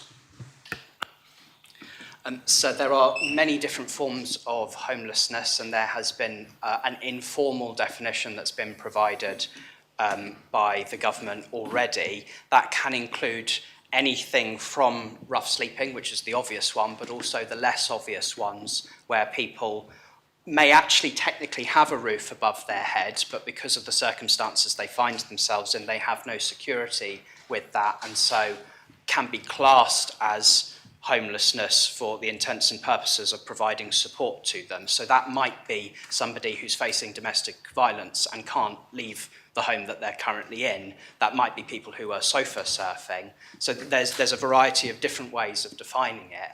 So what I'd want the consequence to be for having that enshrined in legislation is that it can then trigger a process so that the public authorities that are responsible for dealing with a homelessness case are required to actually deal with it and don't pass it from pillar to post or ignore. For a public authority, whether that's customer and local services or another department, perhaps the health department in some instances too, will then have a legal position established that requires them to then manage that case and get that person into a stable home eventually. Supplemental question, Deputy? Does the candidate have any concerns about the financial implications of what he has just said? Potentially, yes, because a consequence of that would be that you either have to find a home for somebody, which, if we don't have the supply available at that particular moment, or if that person's got particular needs in what kind of home they would need, that would be difficult. But so I say that the financial cost to our island society in the long term by having a severe homelessness problem costs us more in the end, because all sorts of things emanate when you don't have a secure roof above your head, whether that's mental health problems, whether that's the difficulty in sustaining employment. And as a society, we pay for all of those costs as well. So getting things right at the start by getting people a decent and secure home, in the end, that costs our society less. Deputy Rob Ward. Thank you, sir. During the Chief Minister debate, I asked a question about a circumstance. I've got another one that came from a constituent, a landlord who, very well intentioned, but had a tenant that they simply could not get rid of for 1 year. What would the Minister do about that on that other side, if you like, of the coin, although I'm not sure their sides? Thank you, sir. As well as protecting tenants from exploitative practice when requiring them to leave their homes, so there is no excuse for bad behaviour, and people who own properties should be able to retake possession of them if the person who had been living in that property is in breach of their contract. For something to happen where the Viscounts aren't able to implement an eviction order for a year, even though the order has actually been granted, then there's clearly something wrong. And if they're not, I don't necessarily know the full details of that case, although I've been told a little bit. If they're not able to be moved out of that home over a year, then clearly there's a problem somewhere where the services that the Housing Advice Service and the Gateway and whoever would be connected to find that person a new home so they can leave that property and the landlord can have a fresh start with it, then there's clearly something not working there, and I would want to get those systems properly in place. I think that the proposed rent tribunal could be a good place for that, where there is a specialised service separate to the Petty Debtors Court that will hopefully deal with those better and perhaps even identify those difficult cases where an eviction is legally and contractually the right thing to do, but would cause hardship on a tenant, to then kickstart those services into action to find that person a home so that that landlord can take repossession of their property as quickly as possible. Supplemental question, Deputy. Yes, thanks. So it may have been slightly answered, but I was going to ask, because one of the issues is that the landlord has to take legal action, if you like, which is not easy and certainly not quick here at times. No criticism, sir. But what would the Minister do to try and improve that situation? I hope I haven't just got myself into trouble. Thanks. Well, sir, having the combination of the new rent tribunal and the new residential tenancy law, I would hope, would help that. So I'm aware of instances where landlords have faced an extremely difficult situation where the tenant is either not paying rent or is, wrecking the property and causing thousands of pounds of damage to it, who then think that they have to issue 3 months' notice in accordance with the residential tenancy law to get rid of that tenant. That's not actually right. They don't actually have to do that. They don't have to wait 3 months before starting action. They can actually start that action much sooner. And lots of landlords don't actually know that they've got the right to do that to protect their properties. So as well as the rent tribunal and the new residential tenancy law, I hope that that can be accompanied with some kind of information packages for landlords so that they know what rights they've got as well over their properties, because I do think I've come across cases where they haven't necessarily been aware that they could have been able to deal with things quicker. Colin Tarbison-Brillard. Thank you, sir. Given that relationships between landlords and government generally haven't been that good over the past few years, and I heard the Minister in his speech mention that he would be meeting them, would he agree to go a step further and put formally in place perhaps quarterly or 6 monthly meetings in the diary with the landlords, or those who are landlords, not necessarily the association, to enhance those relationships and learn from the problems of others? Thank you, sir. Thank you, sir. That's an easy question to answer. I'd be perfectly happy to do that. I've been trying not to get ahead of myself in advance of today, but I have started thinking about what I would like my engagement schedule to be like as Minister, how often I'd want to meet the social housing providers, how often I'd want to meet Citizens Advice and other bodies like that, but the JLA would absolutely be a part of that schedule. Supplemental question, Colin. And yes, sir, how would he anticipate working with the Main States property division, if you can call it that, Andium Homes? What will his relationship be there? Thank you, sir.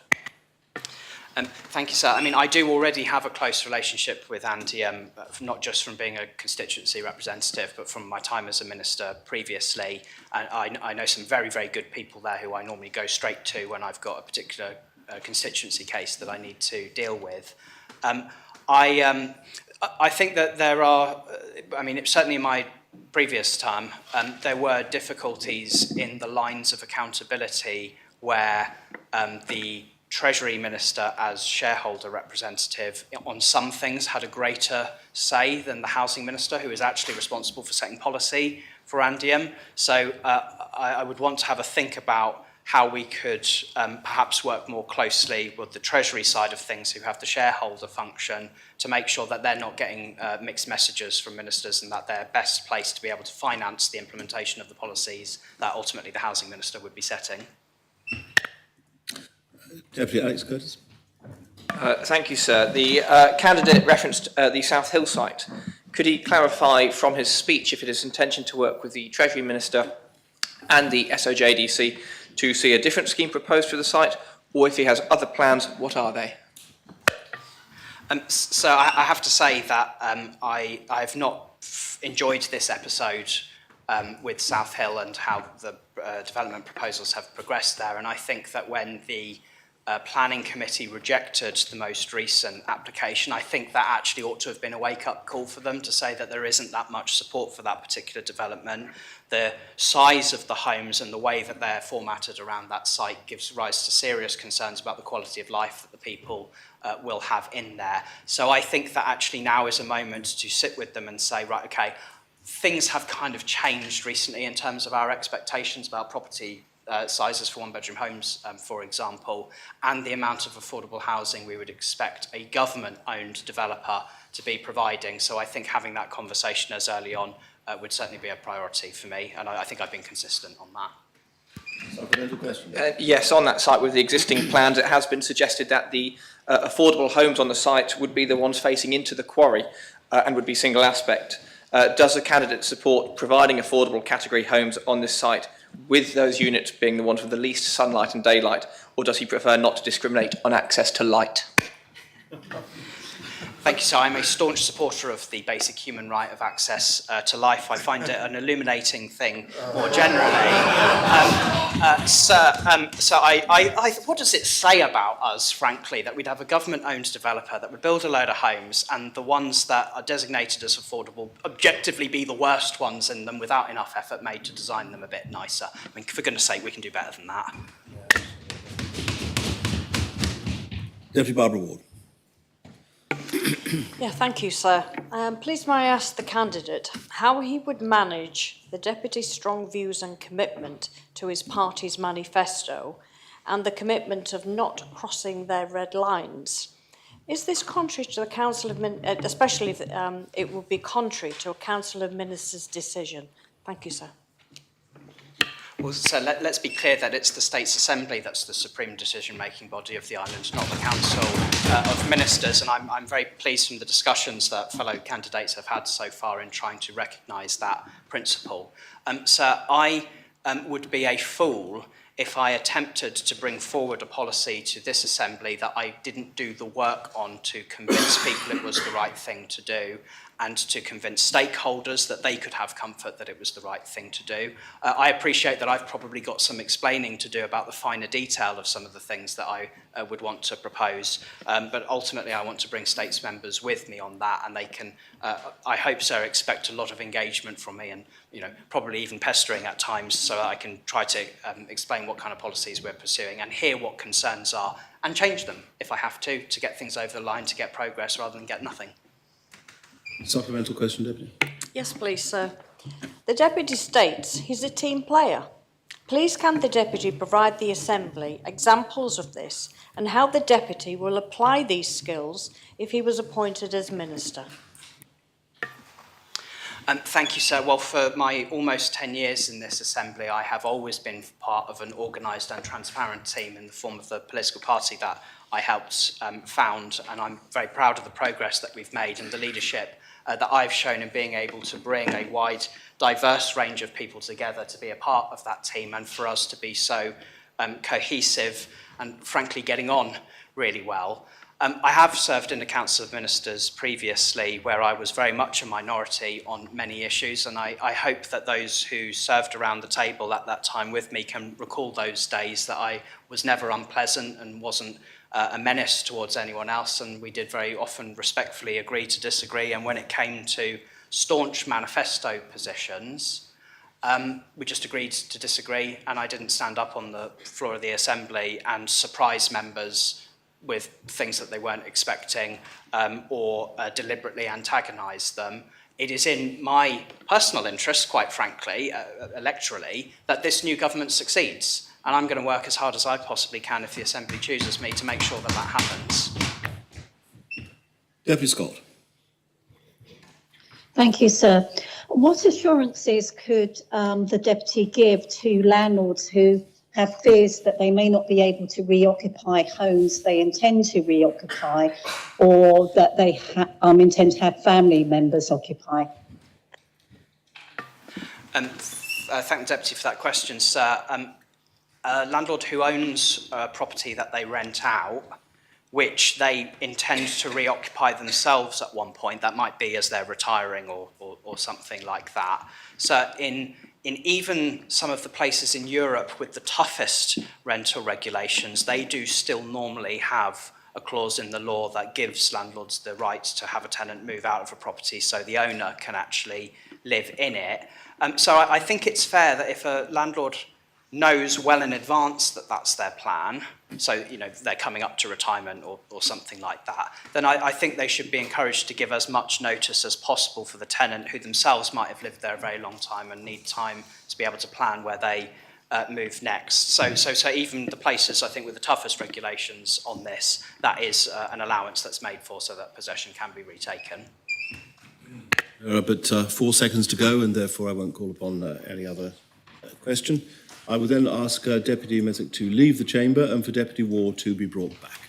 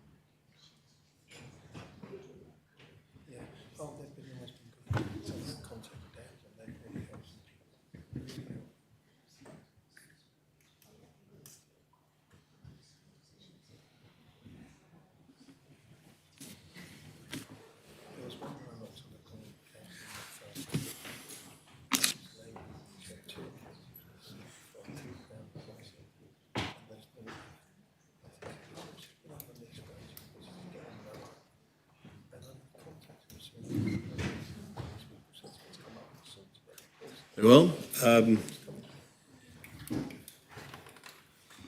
Deputy Ward, you have up to 10 minutes to address the Assembly, and thereafter, as is usual, there'll be 20 minutes of questions available to members to ask you.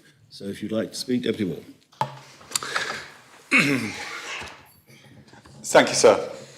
A new vision for housing. Sir, I want to talk to you today about my vision for housing in Jersey. I want to reduce division and inequality in our society by ensuring that everyone has access to a decent home that meets their needs. So a major barrier to finding long-term housing solutions is political instability. Over the last decade, we've had, on average, a new housing minister every 2 years. That lack of continuity is killing us and makes it incredibly difficult to put long-term solutions in place. We need a whole systems approach because finding solutions to our housing crisis is so much more than just building homes.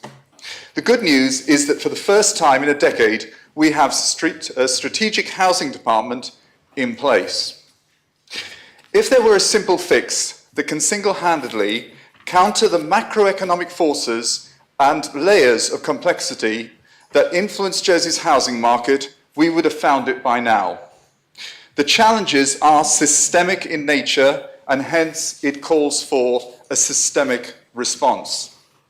We must not forget that we also need to find solutions to enable us to develop a sustainable island economy that can be separated from the need to constantly increase the size of the population. The housing crisis is a dynamic issue. Today's crisis is very different to when I came into office. However, homes are still just as unaffordable today as they were 18 months ago. It's not something that can be changed overnight for many geopolitical reasons. So the speed of delivery of new homes is a major factor when it comes to sorting out our housing crisis. In this respect, there have been many innovations in the construction industry. The result is that the delivery of homes at the Limes, for instance, will be at least 6 months quicker than it used traditional methods. Andium Homes have continued to build significant numbers of new homes at a period when economic conditions proved challenging for the private sector. The whole of the north of St Helier is being transformed. Hundreds of new homes have not only been built, but will be delivered in a very short space of time. There are still, however, hundreds of homes that need to be developed on the rezoned housing sites.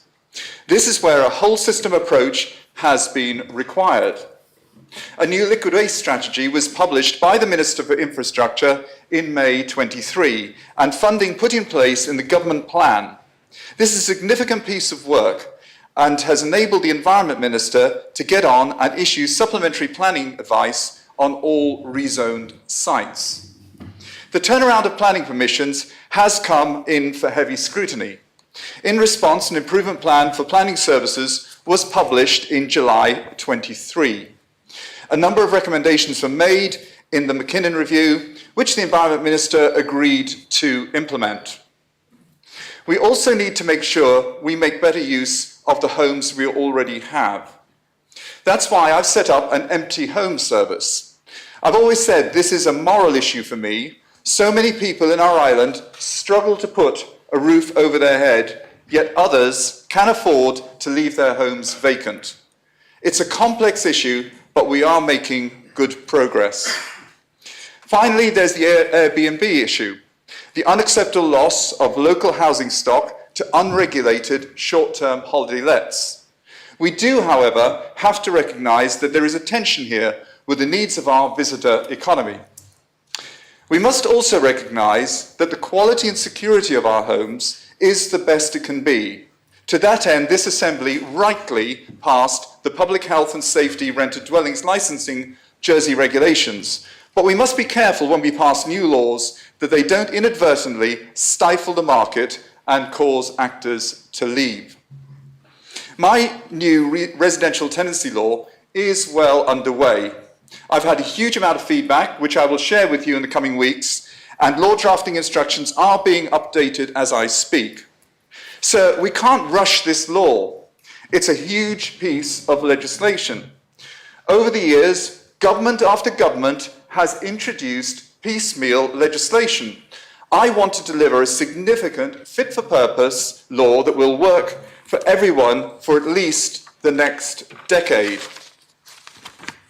I've been criticised for taking too long, for going out to consultation. Sir, if we get this wrong for either tenants or landlords, mark my words, we will create a brand new housing crisis. Take, for instance, the Reform Manifesto pledge, legislate to make tenancies open-ended by default. The feedback we received to this proposal was excoriating. Many talked about the unintended consequences, the perceived loss of autonomy. In fact, for many, it was the last straw and would cause them to exit the market. Can you imagine the chaos that would cause? From the last census, 24%, nearly a quarter of all households, lived in the privately rented qualified sector. That's 38% up on a decade ago. That pledge, sir, is more likely to create a homeless problem than, which is why I asked Deputy Mezek in his speech where his red lines were. Would he compromise on these manifesto pledges? We all heard the reply, absolutely not. Other people in this island, sir, also have red lines, and we must respect them whilst at the same time providing adequate protections for the people they house. That is why I am taking so much time and care over this legislation. I will get there, and a draft law will be delivered to this Assembly by the end of 2024. I want proportionate and appropriate legislation. Finally, sir, I want to talk about access to affordable housing. So 2023 has been a pivotal year in housing for this island. It's the first year in a decade that Andium's delivery programme really started making a difference and in turn created opportunities for the people of this island. I published a roadmap for improving access to social housing in July 23. Just 2 months later, I dropped the age of access to 35, By October this year, it will be down to age 25. That is bringing security of tenure to so many more islanders. The impact of that change is happening right now. The number of individuals on the waiting list has fallen by 20%. This is the lowest it's been in years. That's what I call significant progress. That makes a real difference to people's lives now. Leveraging Andium's home delivery programme will also give me an opportunity to look at their rents policy. There are some real anomalies, particularly around right-sizing. It's also about time we took a look at the £30 million annual return they make to the Treasury. Work in this area will reduce the inequality to which I referred earlier. I do, however, fundamentally disagree with the Reform's manifesto pledge of a rent freeze until rent stabilisation measures are introduced. That would be a complete disaster for Andium, as they would have to make a choice between building new homes and maintaining their existing stock. With average rent increases over the past 4 years, running at around 5.5%, and inflation over the same period running at 24.3%, it doesn't take a genius to understand that they will simply run out of cash. Another case of firefighting for a short-term win while storing up real long-term pain. The affordability issue is a big one. Wages have simply not kept up with house price inflation, which means buying a family home is way out of the reach of those on an average family income. Declining birth rates also reflect the reality that many families simply cannot afford that extra bedroom. In 2023, I brought forward 2 initiatives. The first, increasing the income thresholds for access to the Andium Home Buy Scheme. Despite this scheme offering a discount of up to 25% on the price of a home, it still isn't enough for median and lower income families. Back in November 2019, £10 million was ring-fenced for affordable housing because, yes, there was an affordability crisis even then. It's somewhat ironic that my critics, who had 3 years to spend this money, used the word dithering when I've taken just 18 months to deliver it. In about 10 weeks' time, this scheme will enable households who thought they could never afford a home to have a new home of their own.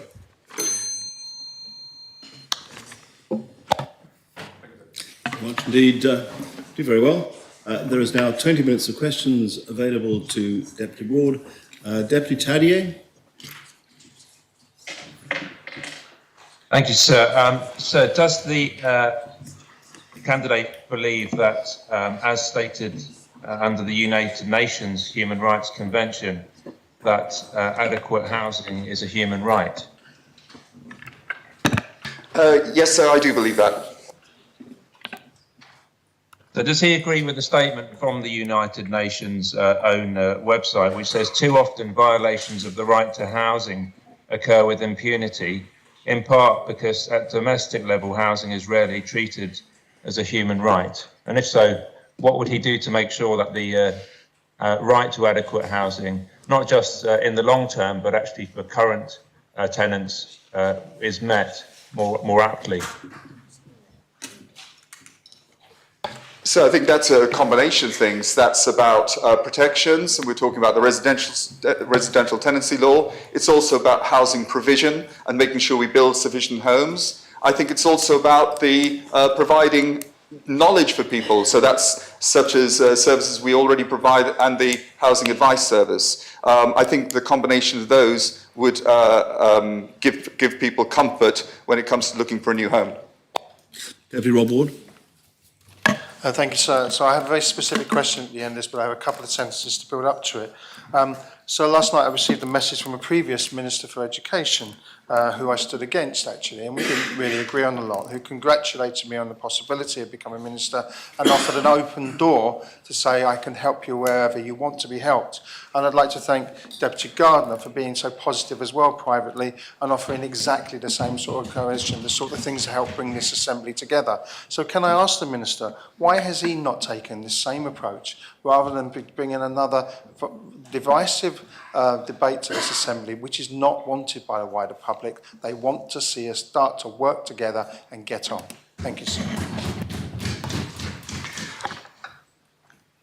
I'm struggling to understand divisive debate, that term being used by the Deputy, sir, because it's been quite interesting to see last night's commentary by Deputy Mezek, where he reached out to the Landlords Association, which apparently was the first time in 4 years, conveniently ahead of this debate.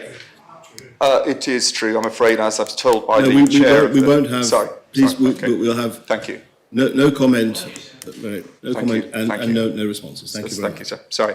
And so also, I've constantly had to fight about delays, which has been brought forward by the very deputy who's asked this question throughout the Assembly on the residential tenancy law, when I've gone out to try and find out and establish and make sure we do that correctly and deliver that correctly. And I also find it interesting, sir, that Deputy Mezek now had to send an email around all the States Assembly members to explain about the open-ended tenancy and how there might be other ways of dealing with that. So if the deputy engaged with me and engaged with the consultation period, I'm sure we wouldn't be having this discussion today. Supplemental question, Deputy? Yes, I think we've just seen what I meant by divisive. So let's be more positive.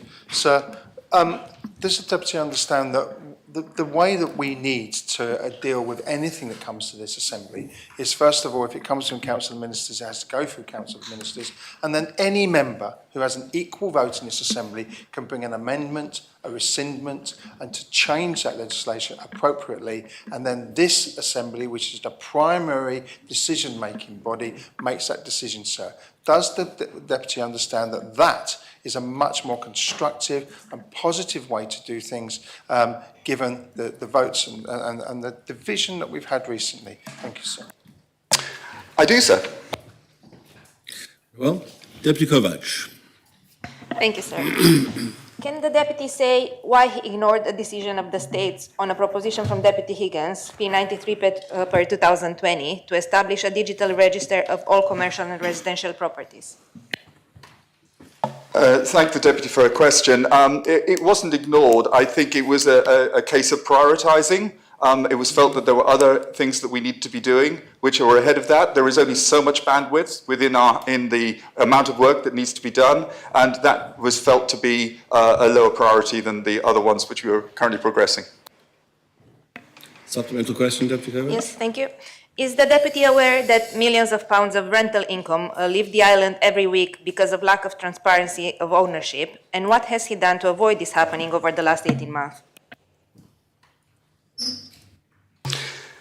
I'm not aware of lack of transparency well, I am aware of lack of transparency of ownership only through our vacant homes checking out, and that is because it's been so difficult to find out who exactly owns homes. In terms of actual foreign ownership, we've seen the demise of the share transfer, so we've seen that gone, but I'm not aware of, as the Deputy says, hundreds of thousands, I'm not sure if you use that number, are going out of the island. It's not something that's been brought to my attention. Deputy Jeune. Thank you, sir. House prices, whether to buy or rent, are impacted by supply. What will the candidate's approach be to managing an increasing supply for those who need it the most? Thank the Deputy for her question. In terms of the supply and identifying what it is we need to be building, a lot of that comes through data collected on our social housing gateway. Clearly there will be private sector builders who will be also building to the demand that they perceive. So there's market data, there's gateway data, and clearly those are the ways in which we identify what the demand will be in the future. As the Deputy knows, we are building smaller units, 1 and 2 bedroom units. There's an affordability issue there, but also it's a recognition that family sizes are also changing. Supplemental question, Deputy. Thank you, sir. Demand for housing to buy or rent is fuelled by the availability of third-party debt. Will the candidate's approach be to make it easier or harder to borrow, and if so, for which categories of people? I thank the Deputy for her question.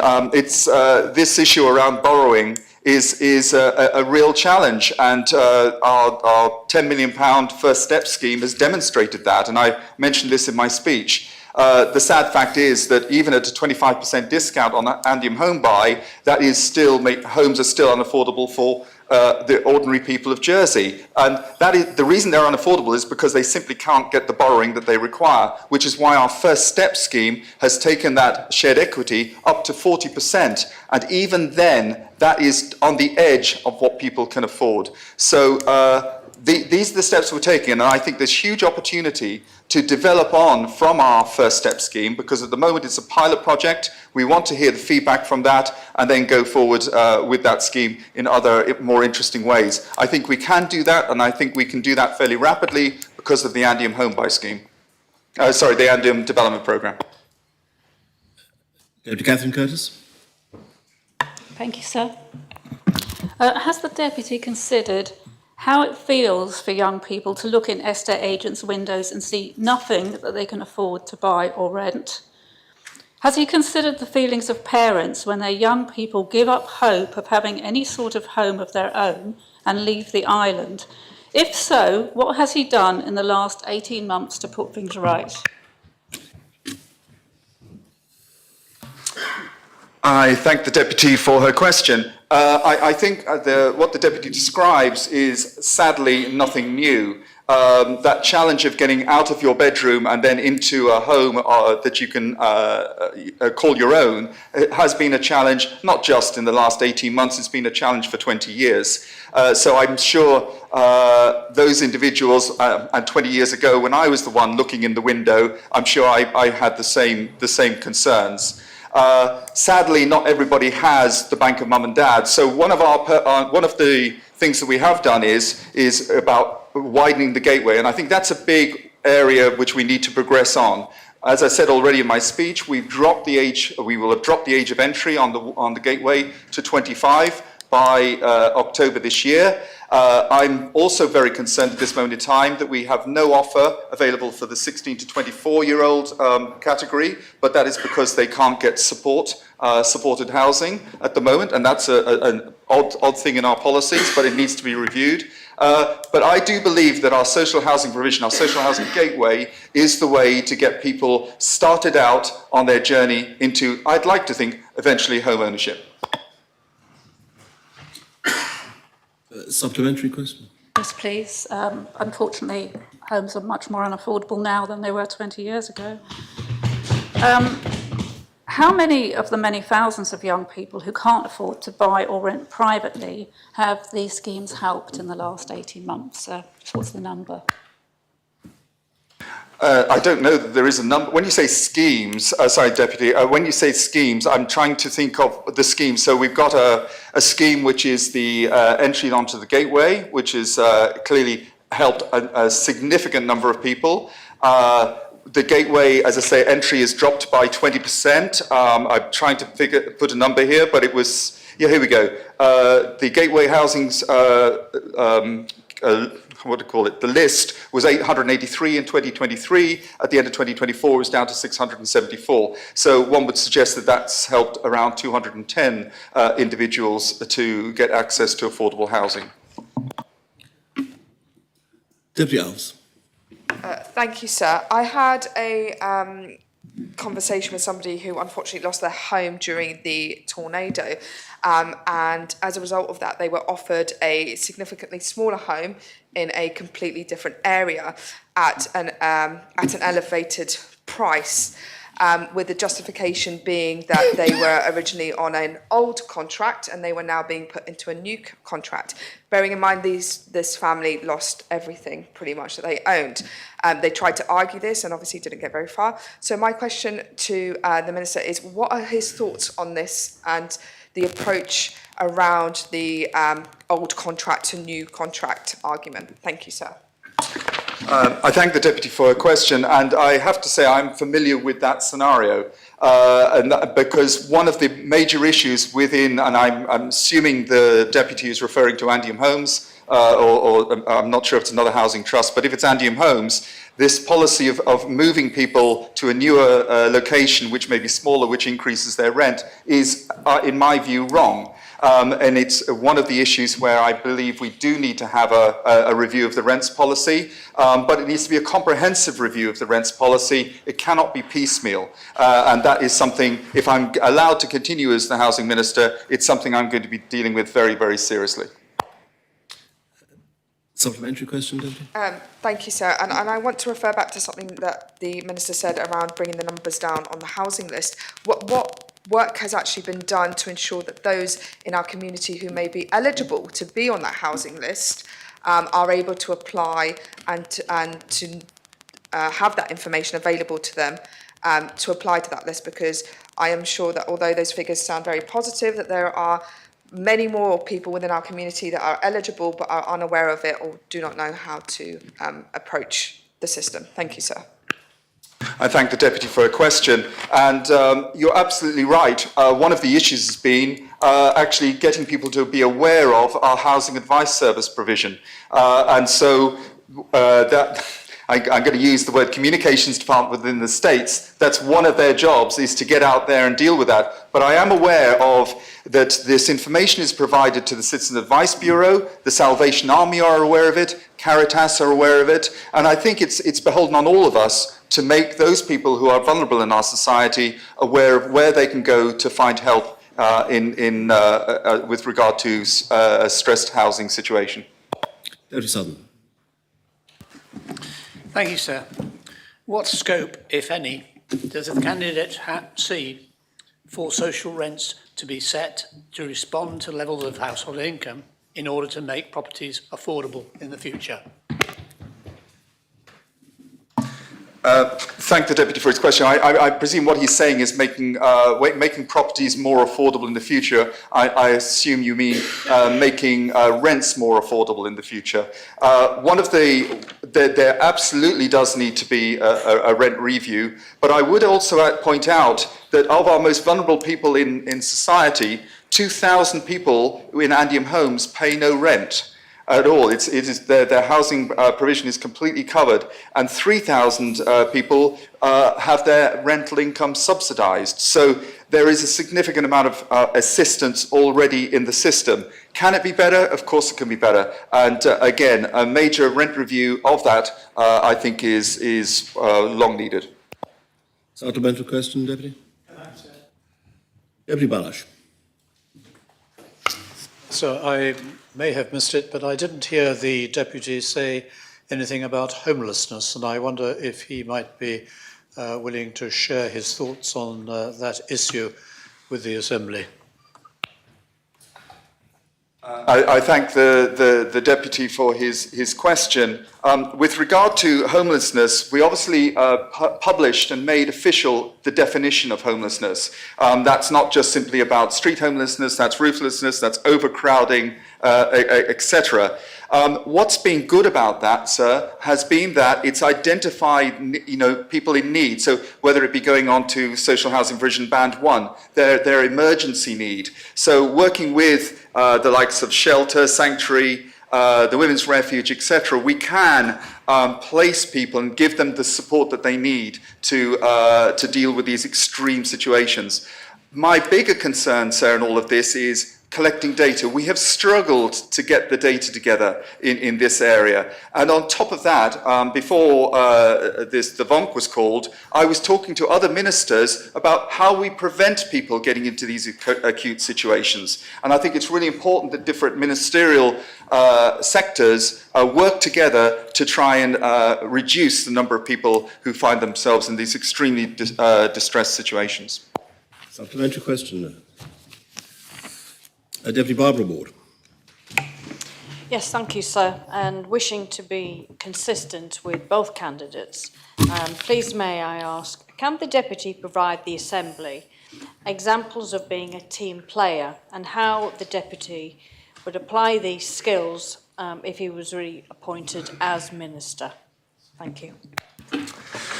I thank the Deputy for her question. I think the biggest example of being a, quotes, team player is working with the Environment Minister and the previous Minister for Infrastructure, in particular working on St Saviour's Hospital.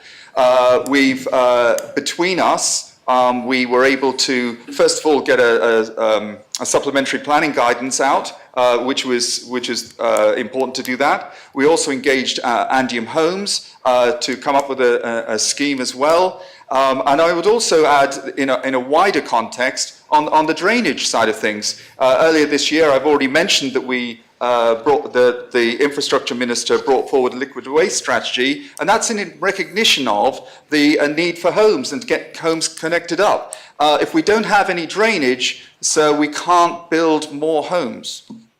That's what I mean about working together. Supplementary question, Deputy. No, not at Sam. Thank you. Deputy Hull. Thank you, sir. How will the candidate look after landlords, and what are his views on mortgage relief and open-ended tenancies? Thank you. I thank the Deputy for her question. With regard, there are two elements there. Mortgage relief, I believe that horse has already bolted. That's been got rid of. And one of the reasons mortgage relief is being tried to get rid of is a very poor way of describing being removed. But obviously, it's to the disadvantage of people who pay rent. It doesn't seem fair that someone who has a mortgage, just because they have a mortgage, gets tax relief, whereas if you're renting, you don't. I think that's a point. In terms of actual open-ended tenancies, I'm kind of ambivalent a bit on that. We've done a big consultation process, the results of which have only literally just come in. The GREF, unfortunately, suggested that we didn't publish that during the PERDA period, which is a great shame because I think it's been very informative. I think the most important thing for me is that we listen to landlords and tenants as well. It's a two-way street. It's two things. And we recognise, as I said earlier, where those different red lines are. And we have to work on a compromised position. So in terms of, does my view matter? I don't think it does. I want to listen to people. I want to make sure the law is fit for purpose. And I want to make sure that private landlords don't exit the market in their droves because we've frightened them out of the market. Supplemental question, Deputy Hull? So please could the candidate state whether he agrees with open-ended tenancies, and would he bring back mortgage relief for people who are buying their own properties? Thank you, sir. Mortgage relief, let's pass the buck into Treasury. I think that would be a Treasury question, to be honest with you. I know what the Deputy is basically getting at is affordability. I think that's the crucial thing. How do we make funding more affordable? I mean, it's interesting, isn't it? Mortgage rate interest rates in Jersey are on average 1% higher than in the UK. That's a barrier. That's a real barrier to the high levels of housing cost. What are we doing about that? Why are we not investigating that in greater depth? And that will be something that I want to pursue. Very well. That ends the period of questions for Deputy Waugh. I therefore ask for Deputy Mezek to be brought back into the chamber.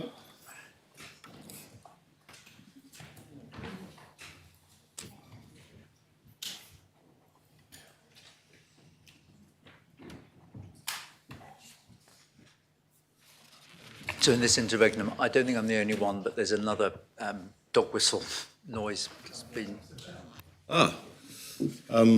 Well, I may not have the same canine credentials because I can't hear it myself. But if there is, then we're going to reach a natural break fairly shortly, Deputy, and perhaps we'll see what can be done about it then. I'm extremely grateful.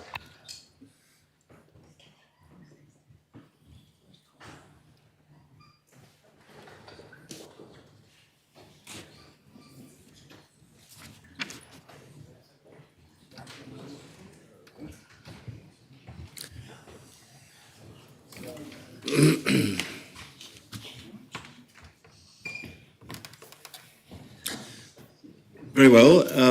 As both candidates have spoken and have answered questions, we now move to the vote.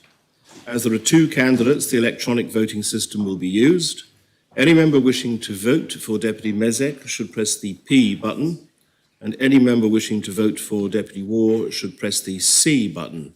Members retain the option of abstaining if they wish to do so, in respect of which they should, of course, press the A button. I invite members to return to their seats, and I ask the greffier to open the voting. The voting is now open I ask members to cast their votes. Press P if you are voting for Deputy Mezek and C if you are voting for Deputy Wall.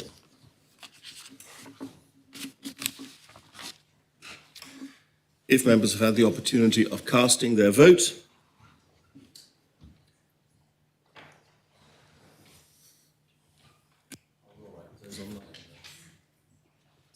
then I ask the greffier to close the voting.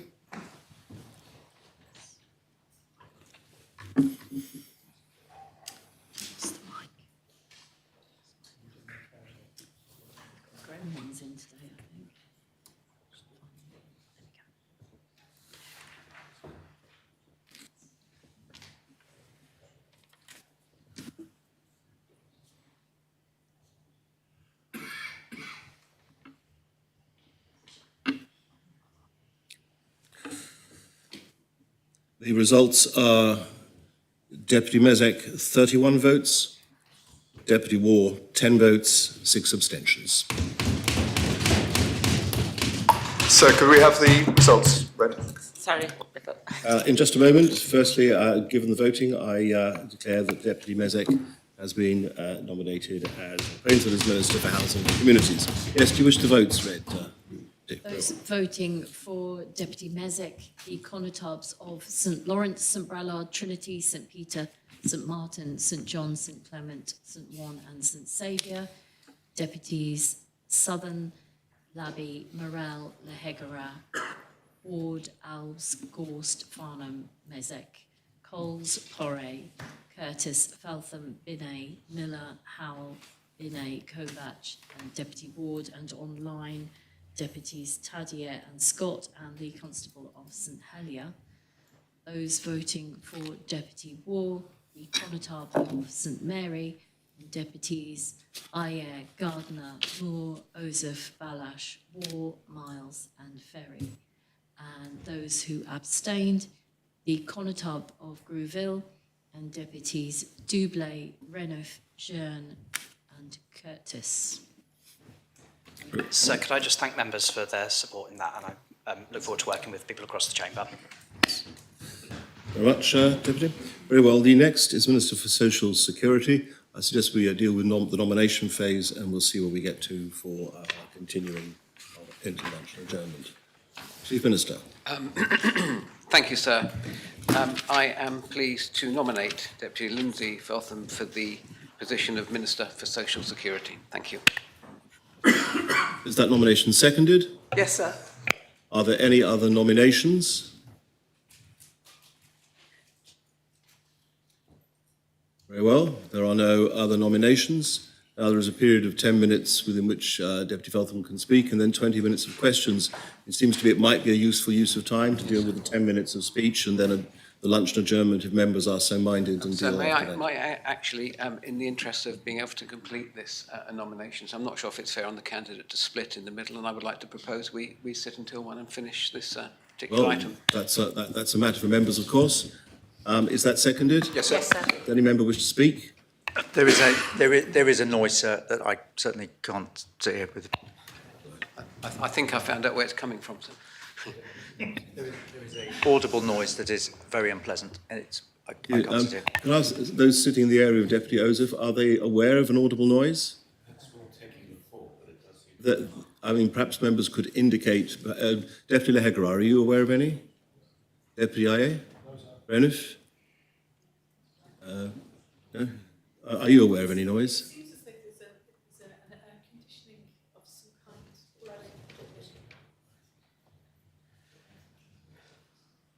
Can we turn off that air conditioner? Thank you. We'll turn off that air conditioner in the hope that that is the issue. Very well. The proposition is that we sit until 1 o'clock to deal with this matter to a conclusion. That's been seconded. Does any member wish to speak on that proposition? Those in favour of adopting, kindly show.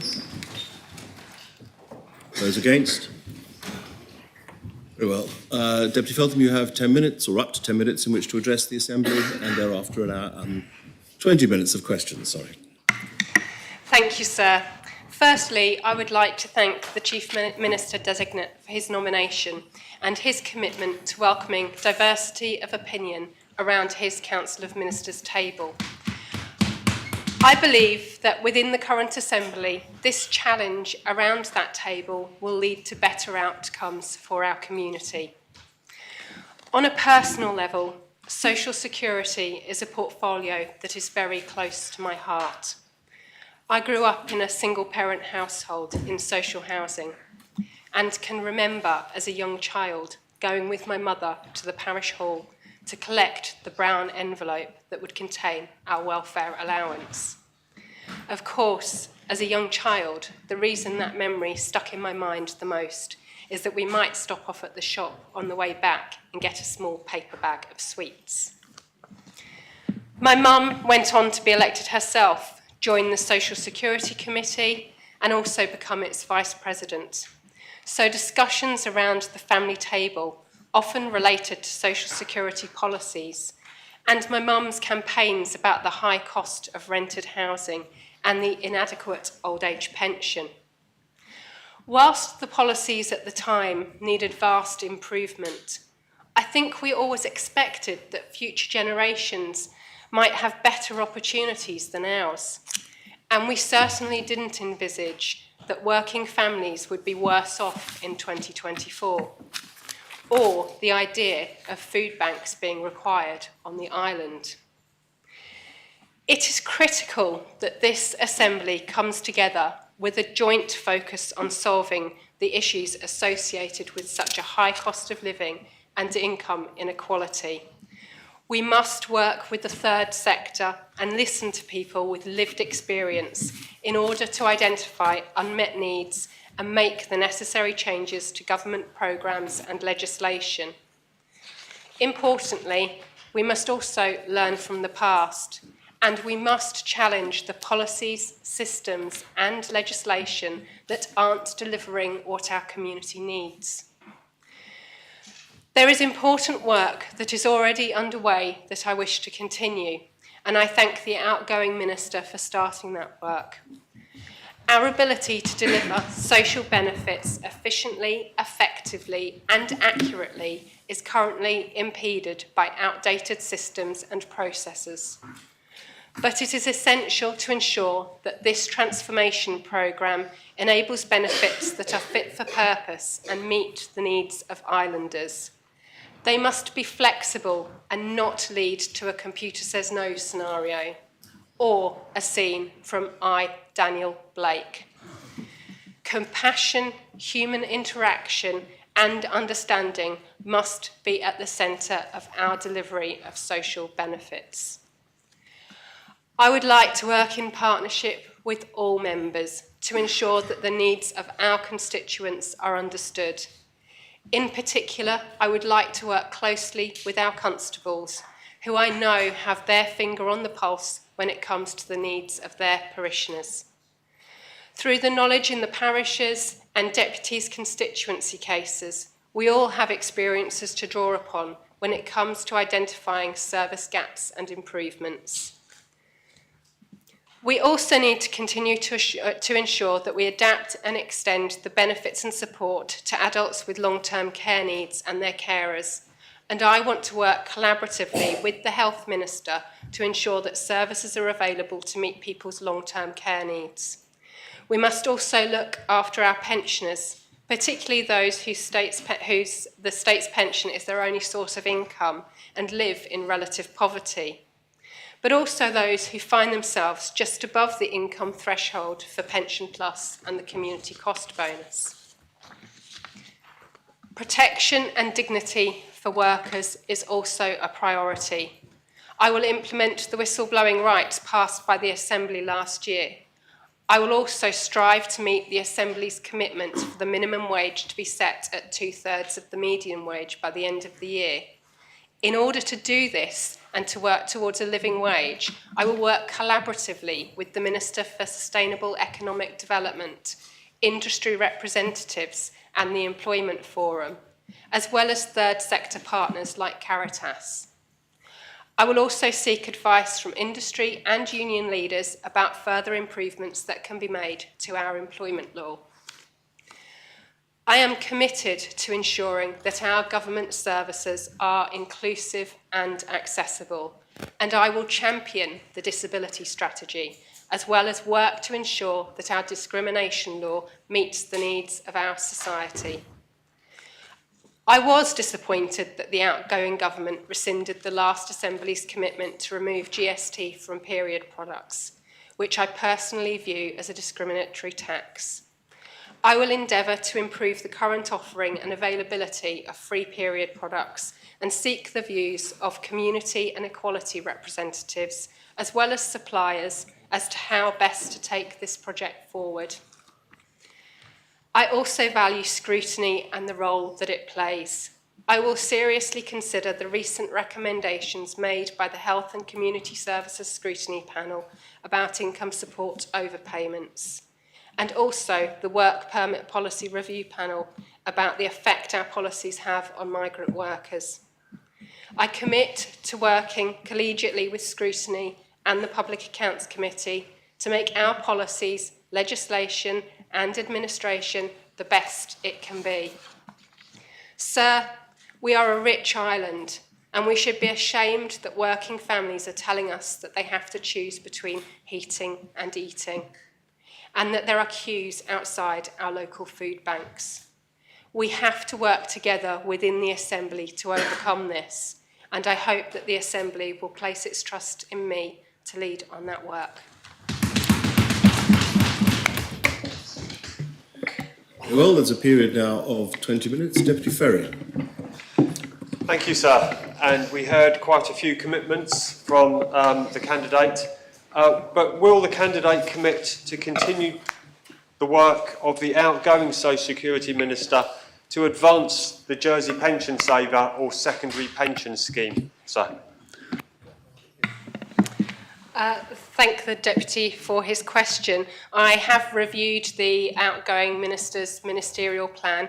It is, of course, very high level, and I'm not aware of the details of what that particular scheme looks like. So I am looking forward to hearing from policy officers about what is planned and looking at the detail so that I can decide how to prioritise that piece of work. Supplemental question, then. Yes, supplemental, sir. That piece of work is advanced and there is a programme for implementation. Does the candidate see any obstacles to bringing that piece of legislation before the Assembly, before the end of this political term, sir?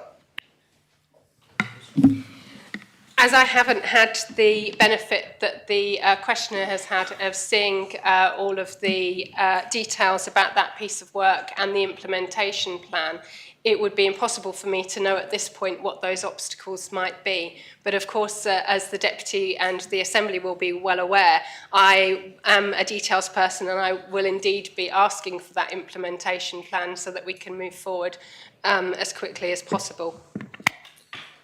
Well, Deputy Jean.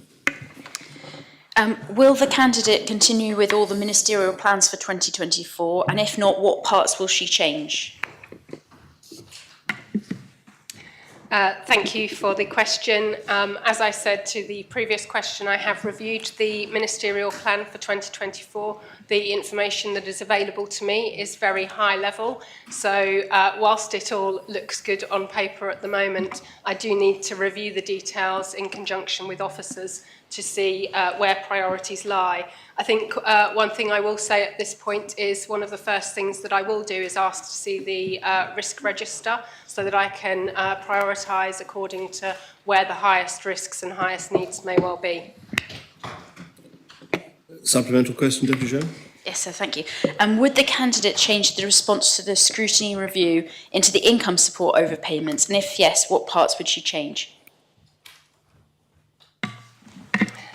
I was disappointed, and I have said that publicly with the response to the scrutiny review on overpayments.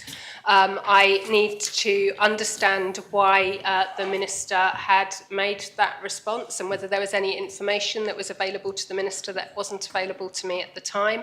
But my moral understanding is that where an overpayment isn't the fault of somebody, really they shouldn't be suffering and being put into a position of financial hardship because of that, and I would absolutely want to be avoiding positions where people are in financial hardship because of mistakes made by the government. Deputy Doublé.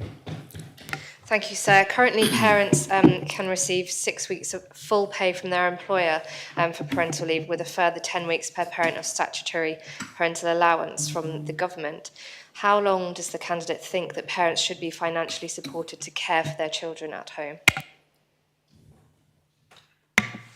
I'd be quite willing to do some work with other deputies. I know Deputy Doublé feels very strongly about parental leave. I myself took a good lot of parental leave off when I had my child in Australia, where actually the provision was much better. So I do believe that provision needs to be improved. But of course, what we do need to do is work with industries, work with union representatives, and be collaborative about what a solution may be that is workable for everybody.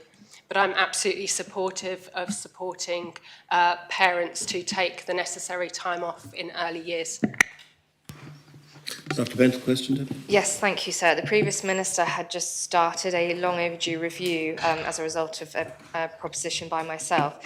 Does the candidate commit to continuing with that and making sure that it is a robust review that includes the views of both businesses and families so that all needs can be accommodated?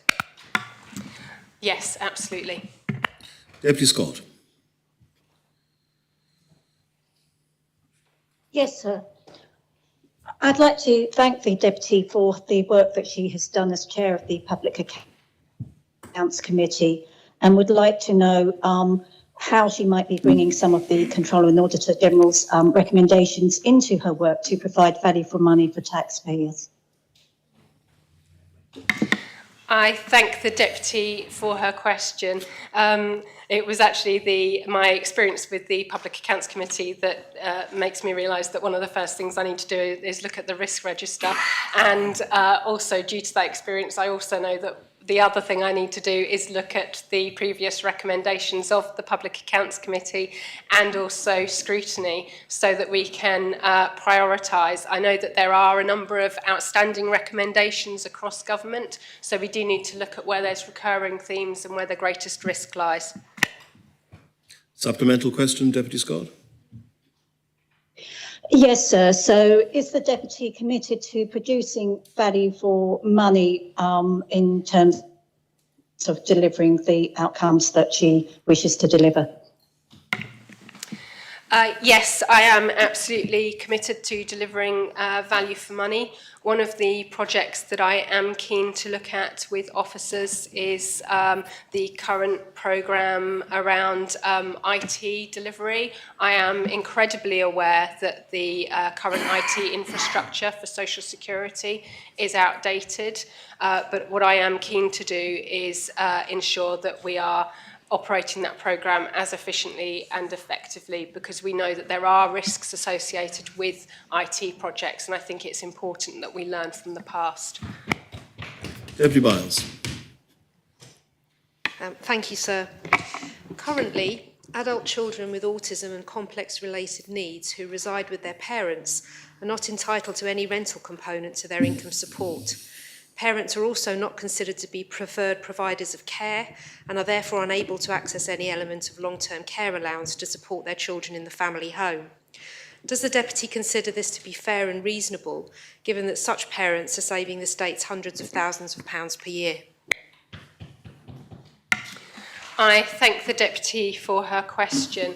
No, I don't personally think that that's fair or reasonable, and I have been working, indeed my government plan amendment that was successful was around providing support for families with children with life-limiting illnesses, and through the work that I did with that, I did start to engage with some of the charities that work with families, and I would also like to engage more broadly with other charities that are working with other people with more complex needs, such as Autism Jersey.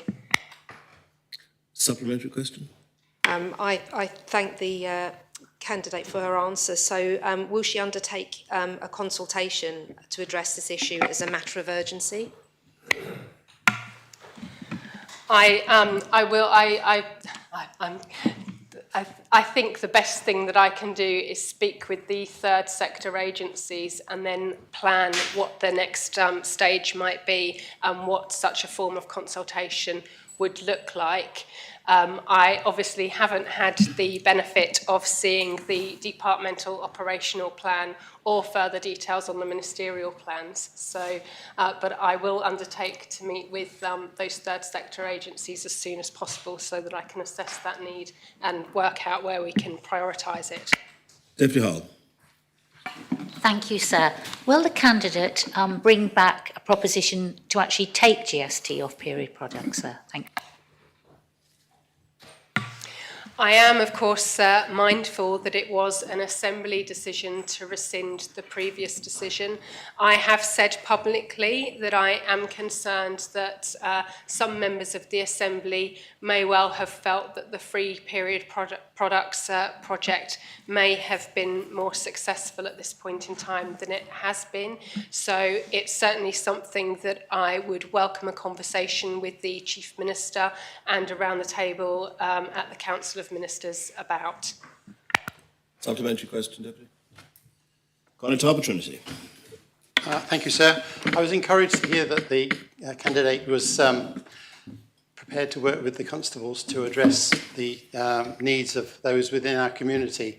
I'm sure, along with some of my fellow constables, we actually share a common frustration that with the move from welfare to social security, which I do not disagree with, that we've lost contact with some of our community who perhaps through pride don't make it known to us that they are in need. And I would welcome the opportunity to work to see if we can break down some of those barriers to improve that situation for the well-being and welfare of our community. Thank you. And does the Minister agree, or potential candidate agree? I wholeheartedly agree, and I look forward to working with the constables. You have a supplementary question to that? Well, Deputy Catherine Curtis. Thank you, sir. The Deputy mentioned the disability strategy in her speech. In what ways will the Deputy prioritise the welfare of Jersey's 16,000 people with disabilities? Disability access and inclusion is another subject that's close to my heart and an area that I have touched upon within my previous work in Australia. I learnt a lot within that experience around partnership working, and I think it's really important that all government departments work in partnership to see the disability strategy that is important to all departments and not just one.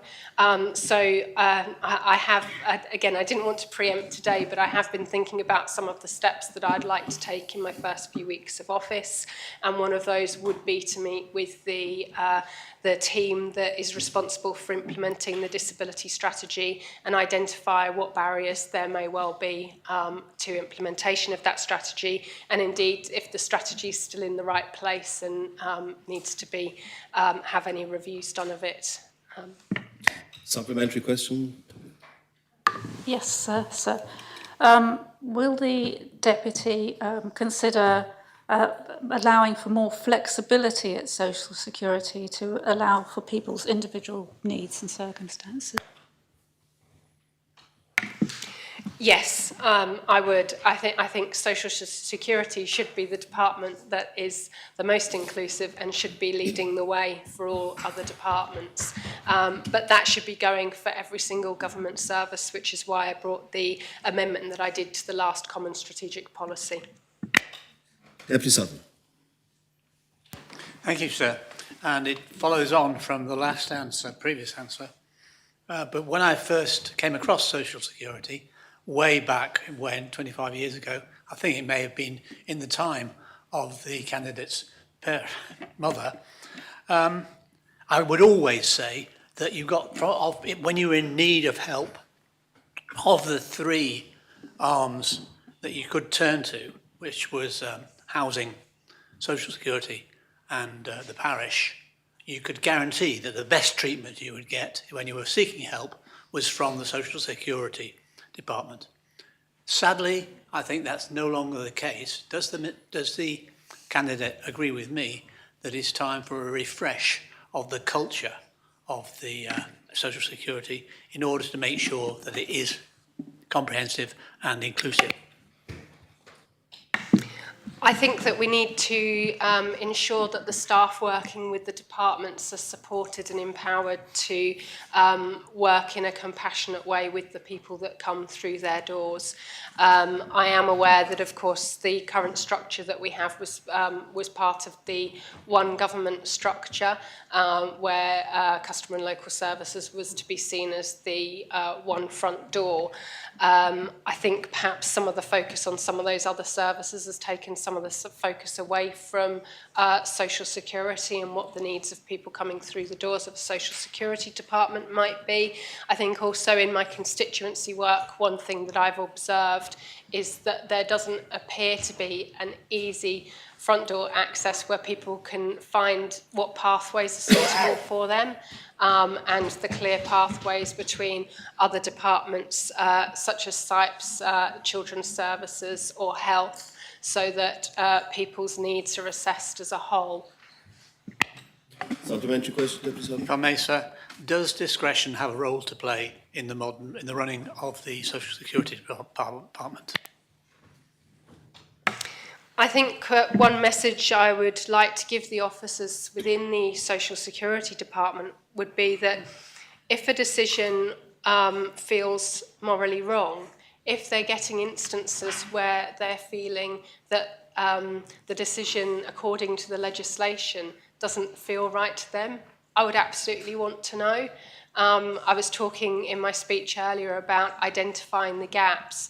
If the staff on the front line don't feel empowered to tell the Minister what the gaps in provision that they're noticing are, then I think that that leads to greater gaps. So coming back to the point about discretion, I think that discretion is important in some cases because actually the legislation is very black and white, and let's face it, people's circumstances aren't that clear cut.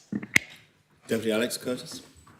Thank you, sir. The barriers to business report highlighted social security payments as an obstacle to employers, both for those looking for transitional and part-time employment, as well as those looking for an entrepreneurial entrance into the workplace from employed to self-employed. Will the candidate be looking into working with the Sustainable Economic Development Minister on refining Class 2 contributions and lower earning limits to help better serve the workforce with social security? I am a collaborative worker and a team player, so I would absolutely be working with other ministers and would welcome work with the Minister for Economic Development. Supplemental question, Deputy? No, sir. Deputy Gardner. Thank you, sir. And I'm welcoming approach from the designated Minister for Social Security for identifying the gaps and work through the gaps. One of the gaps that I would like to raise with the Minister is the difference of the support from the family members who are adopting children that don't receive any support to the families that are not family members that adopting children. And this is like with the Social Security Minister. Would Social Security Minister be willing to look into procedures, if it's on the policy or law, and to address this unfairness? Yes. Supplementary question, Deputy. And supplementary question, some of the families that adopt in, they are looking into the living wage. And I know that the minister, designated minister mentioned, would the candidate expand on the plans to introduce living wage? I can't at the moment because I haven't had the opportunity to sit around the table with other ministers and discuss that. Like I said to you, I think that, like I said within my speech, I think that we need to take a collaborative approach to the introduction of the living wage.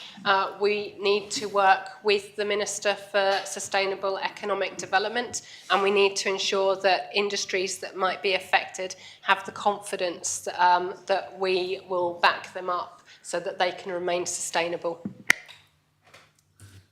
Deputy Kovac. Thank you, sir. Would the candidate look into the SLAs of the department if successful and in order for the work of the department to prioritize quality and accuracy rather than quantity? I thank the Deputy for her question.